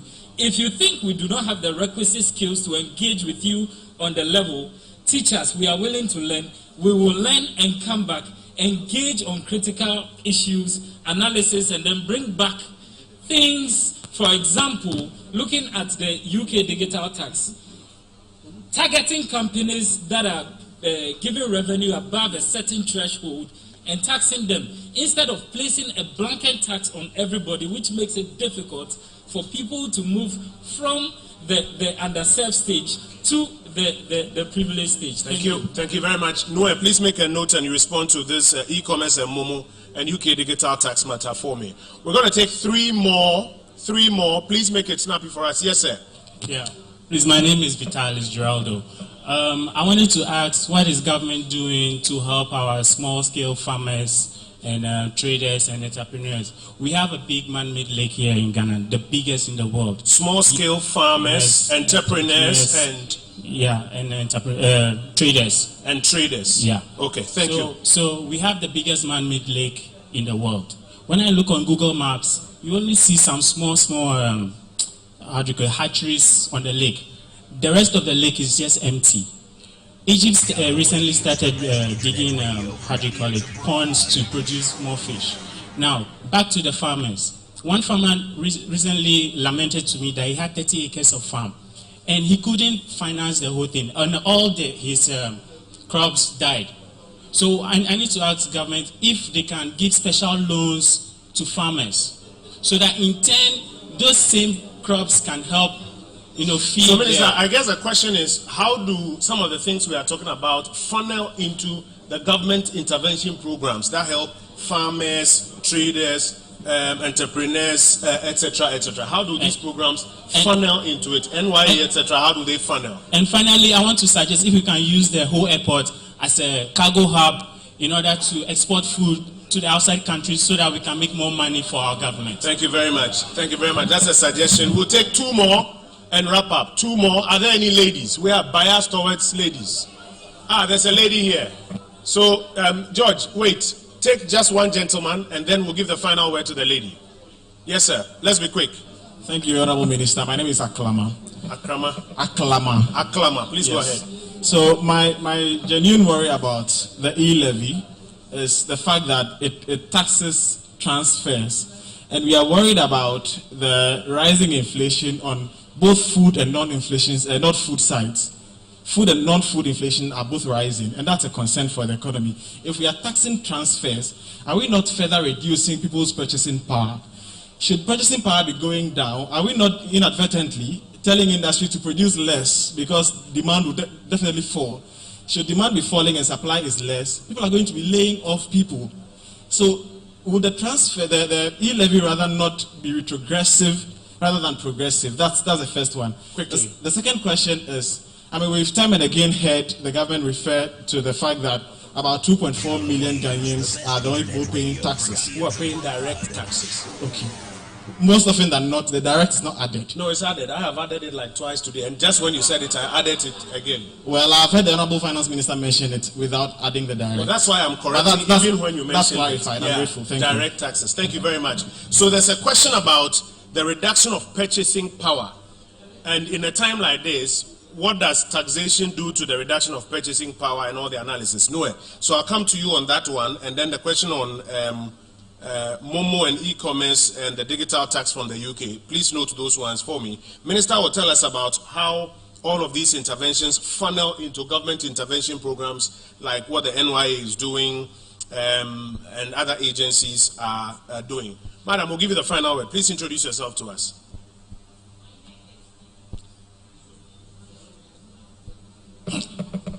Yes, madam. My name is Jijo. Okay, yes, Jijo. Please, my question is, are we not overburdening the e-levy? Even though it is not yet approved and we are not yet taking it, under the e-levy, we are having unemployment situation being tackled.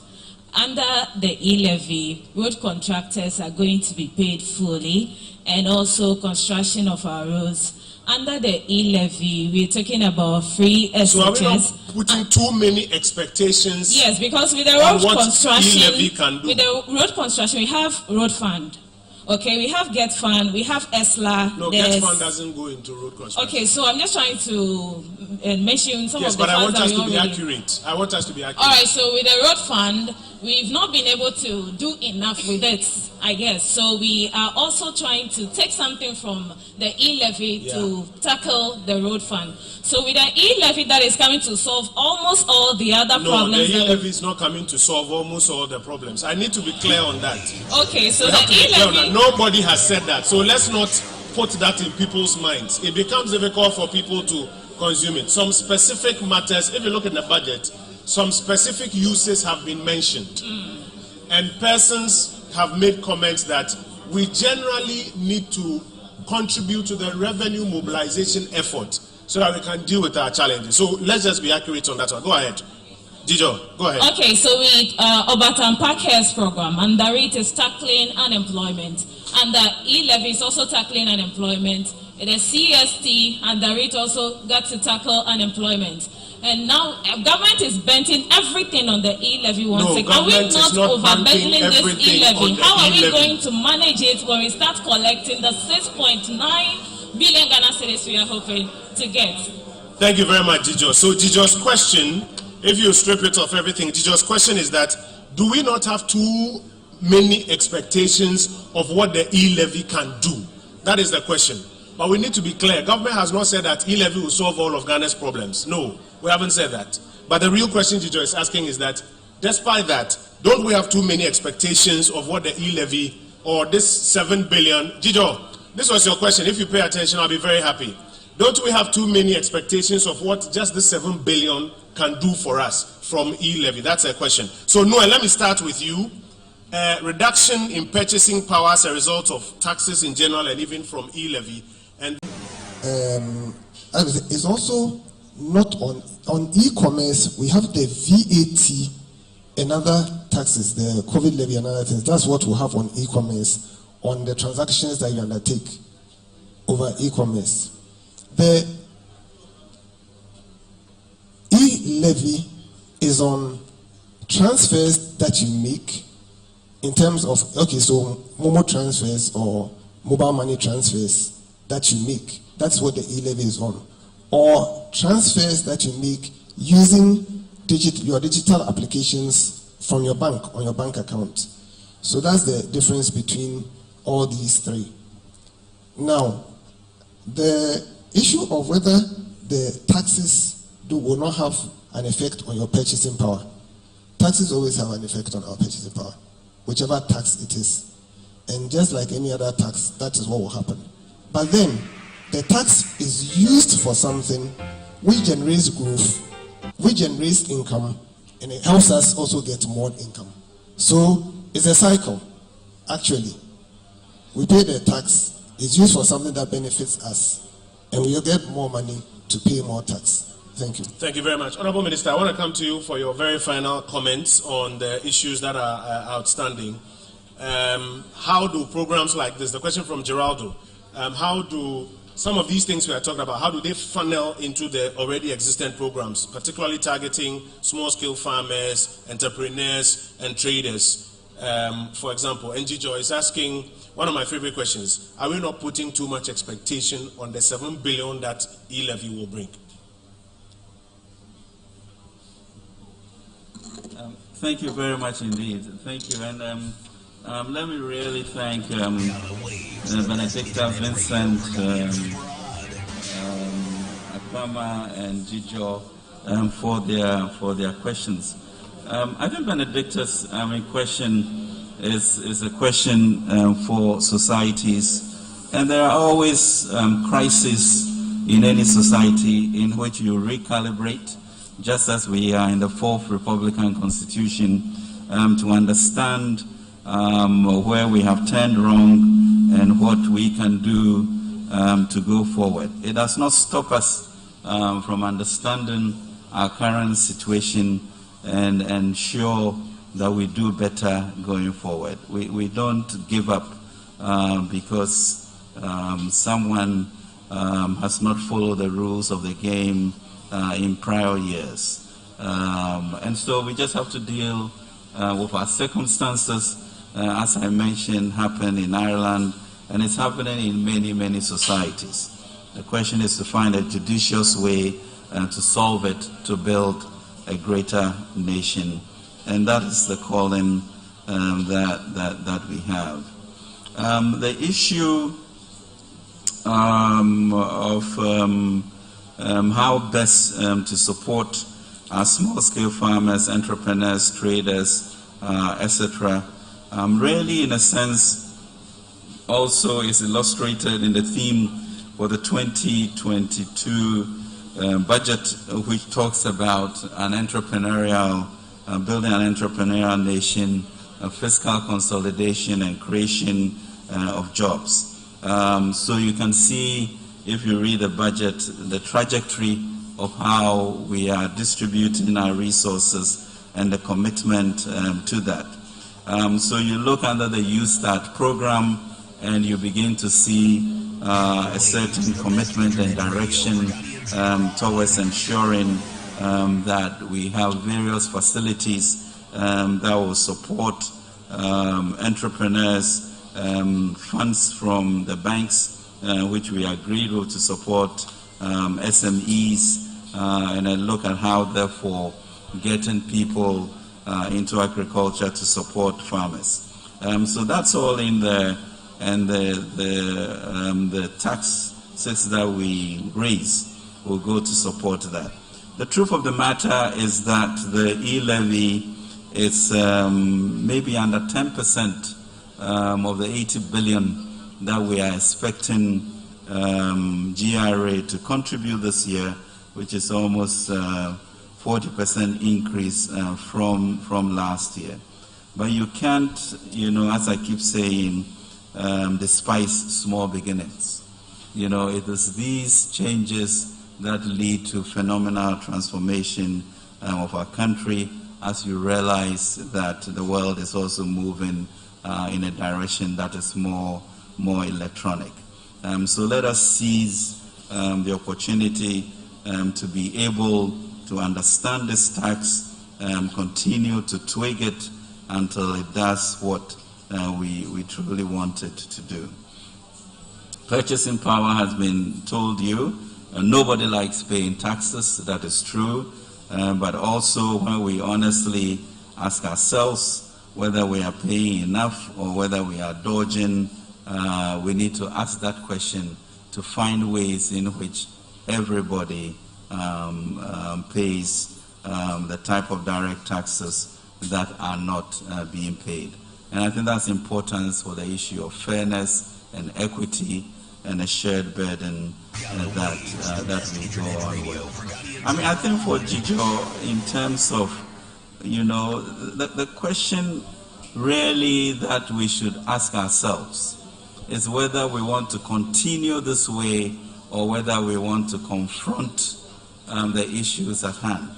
And honestly, if really somebody transferring 136,000 CDs a year is going to pay 1,500 CDs to contribute towards this year's 7 billion, is it the reason why we should revolt against this, or is it an opportunity to say this is a new way for us to burden share as a society to move forward? Because this then becomes institutionalized for all governments to be able to use, to get through these major hurdles of debt sustainability, ensuring that we deal with the unemployment and also ensuring that our infrastructure needs, are tackled. And really, I mean, money is fungible, so it goes into the kitty and then we begin to use it. But let's not really use these excuses as a way not to confront the problem and find a way to solve it. And I think we have the capacity as a nation to do that. And things are going to be difficult with the war that we're experiencing, with inflation coming through around the world, with the things that we need as a people to progress and to give the appropriate tools for the generation of 11 million youth that we are talking about. So it calls for some very sober discussions of our role in nation building, and whether we can hold buckets and dodge it, or whether we can all be in this water hose and strive to keep our black star shining. So I truly, truly want to thank you for this opportunity and for this dialogue, because it's important. And then the misconceptions that we have and the encouragement to read, to really ask yourself the question, why, so that we get the truth of the matter and move on with one language. Thank you very much. Thank you very much. Honorable Payasenam Hajide has a quick word, and then Honorable Peter Mewu has a quick word, and then I'll hand over back to the PRO of the RCC. We are grateful for the opportunity, but I want to leave you with just these few words, that we should think deeply about our bragging rights as a nation and as a region.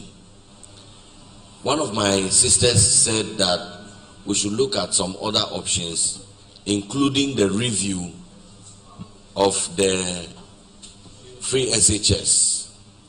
And I've been asking myself since, what exactly we mean by review? Does that mean that some people should pay and others shouldn't pay? Now, I can tell you the story that we have as Voltarians. And one of our bragging rights, which school fees, high cost of school fees took away from us, was the history of the region noted as producing some of the best intellectuals in our country. Over time, that bragging right gradually waned because many of our brothers and sisters could not afford to pay the high costs associated with secondary school. Before free SHH, if I may remind us, to be able to become a boarder and attend secondary school, your parents had to raise at the point of entry not less than 2,000 Ghana cedis, 20 million. To be a boarder, you had to raise not less than 10 million, 1,000 cedis. There were many young people brighter than I who went to school with me in Apipa in the Volta region, who today, when I go to the village, they come to me just because my parents had family property they could dispose of so that my sisters and I could go to school. So free SHS cannot be the option. We cannot, as a region, especially for us in the Volta region who do not have gold, who do not have timber, who do not have all the other things that some other regions have. We in the Volta cannot say that let us sacrifice free SHS for e-levy. We cannot. And I want to plead that when we have this conversation, probably many of us here might have voted for the NDC. Of course, they won the popular votes in the Volta region. So when my brothers come and they say that, oh, tidal waves happened to our brothers in Keta, and and all of those, we want to press emotive buttons. We want to deviate from the cracks and gravamen of the discussion that we are having. And we want to now appeal to people's sentiments. And we want to incite the NDC part of us into the conversation. We will blur the conversation and we will misdirect where we should be going. And so please, let us be honest. I listened to a radio station before I came, and the question was asked to one of my good friends, an NDC member of parliament, that if this e-levy passes and you win, be it in 2004, 2024, I don't think so, but whatever time the NDC wins, will you scrap will you repeal the law? Will you cancel it? Will you scrap it off?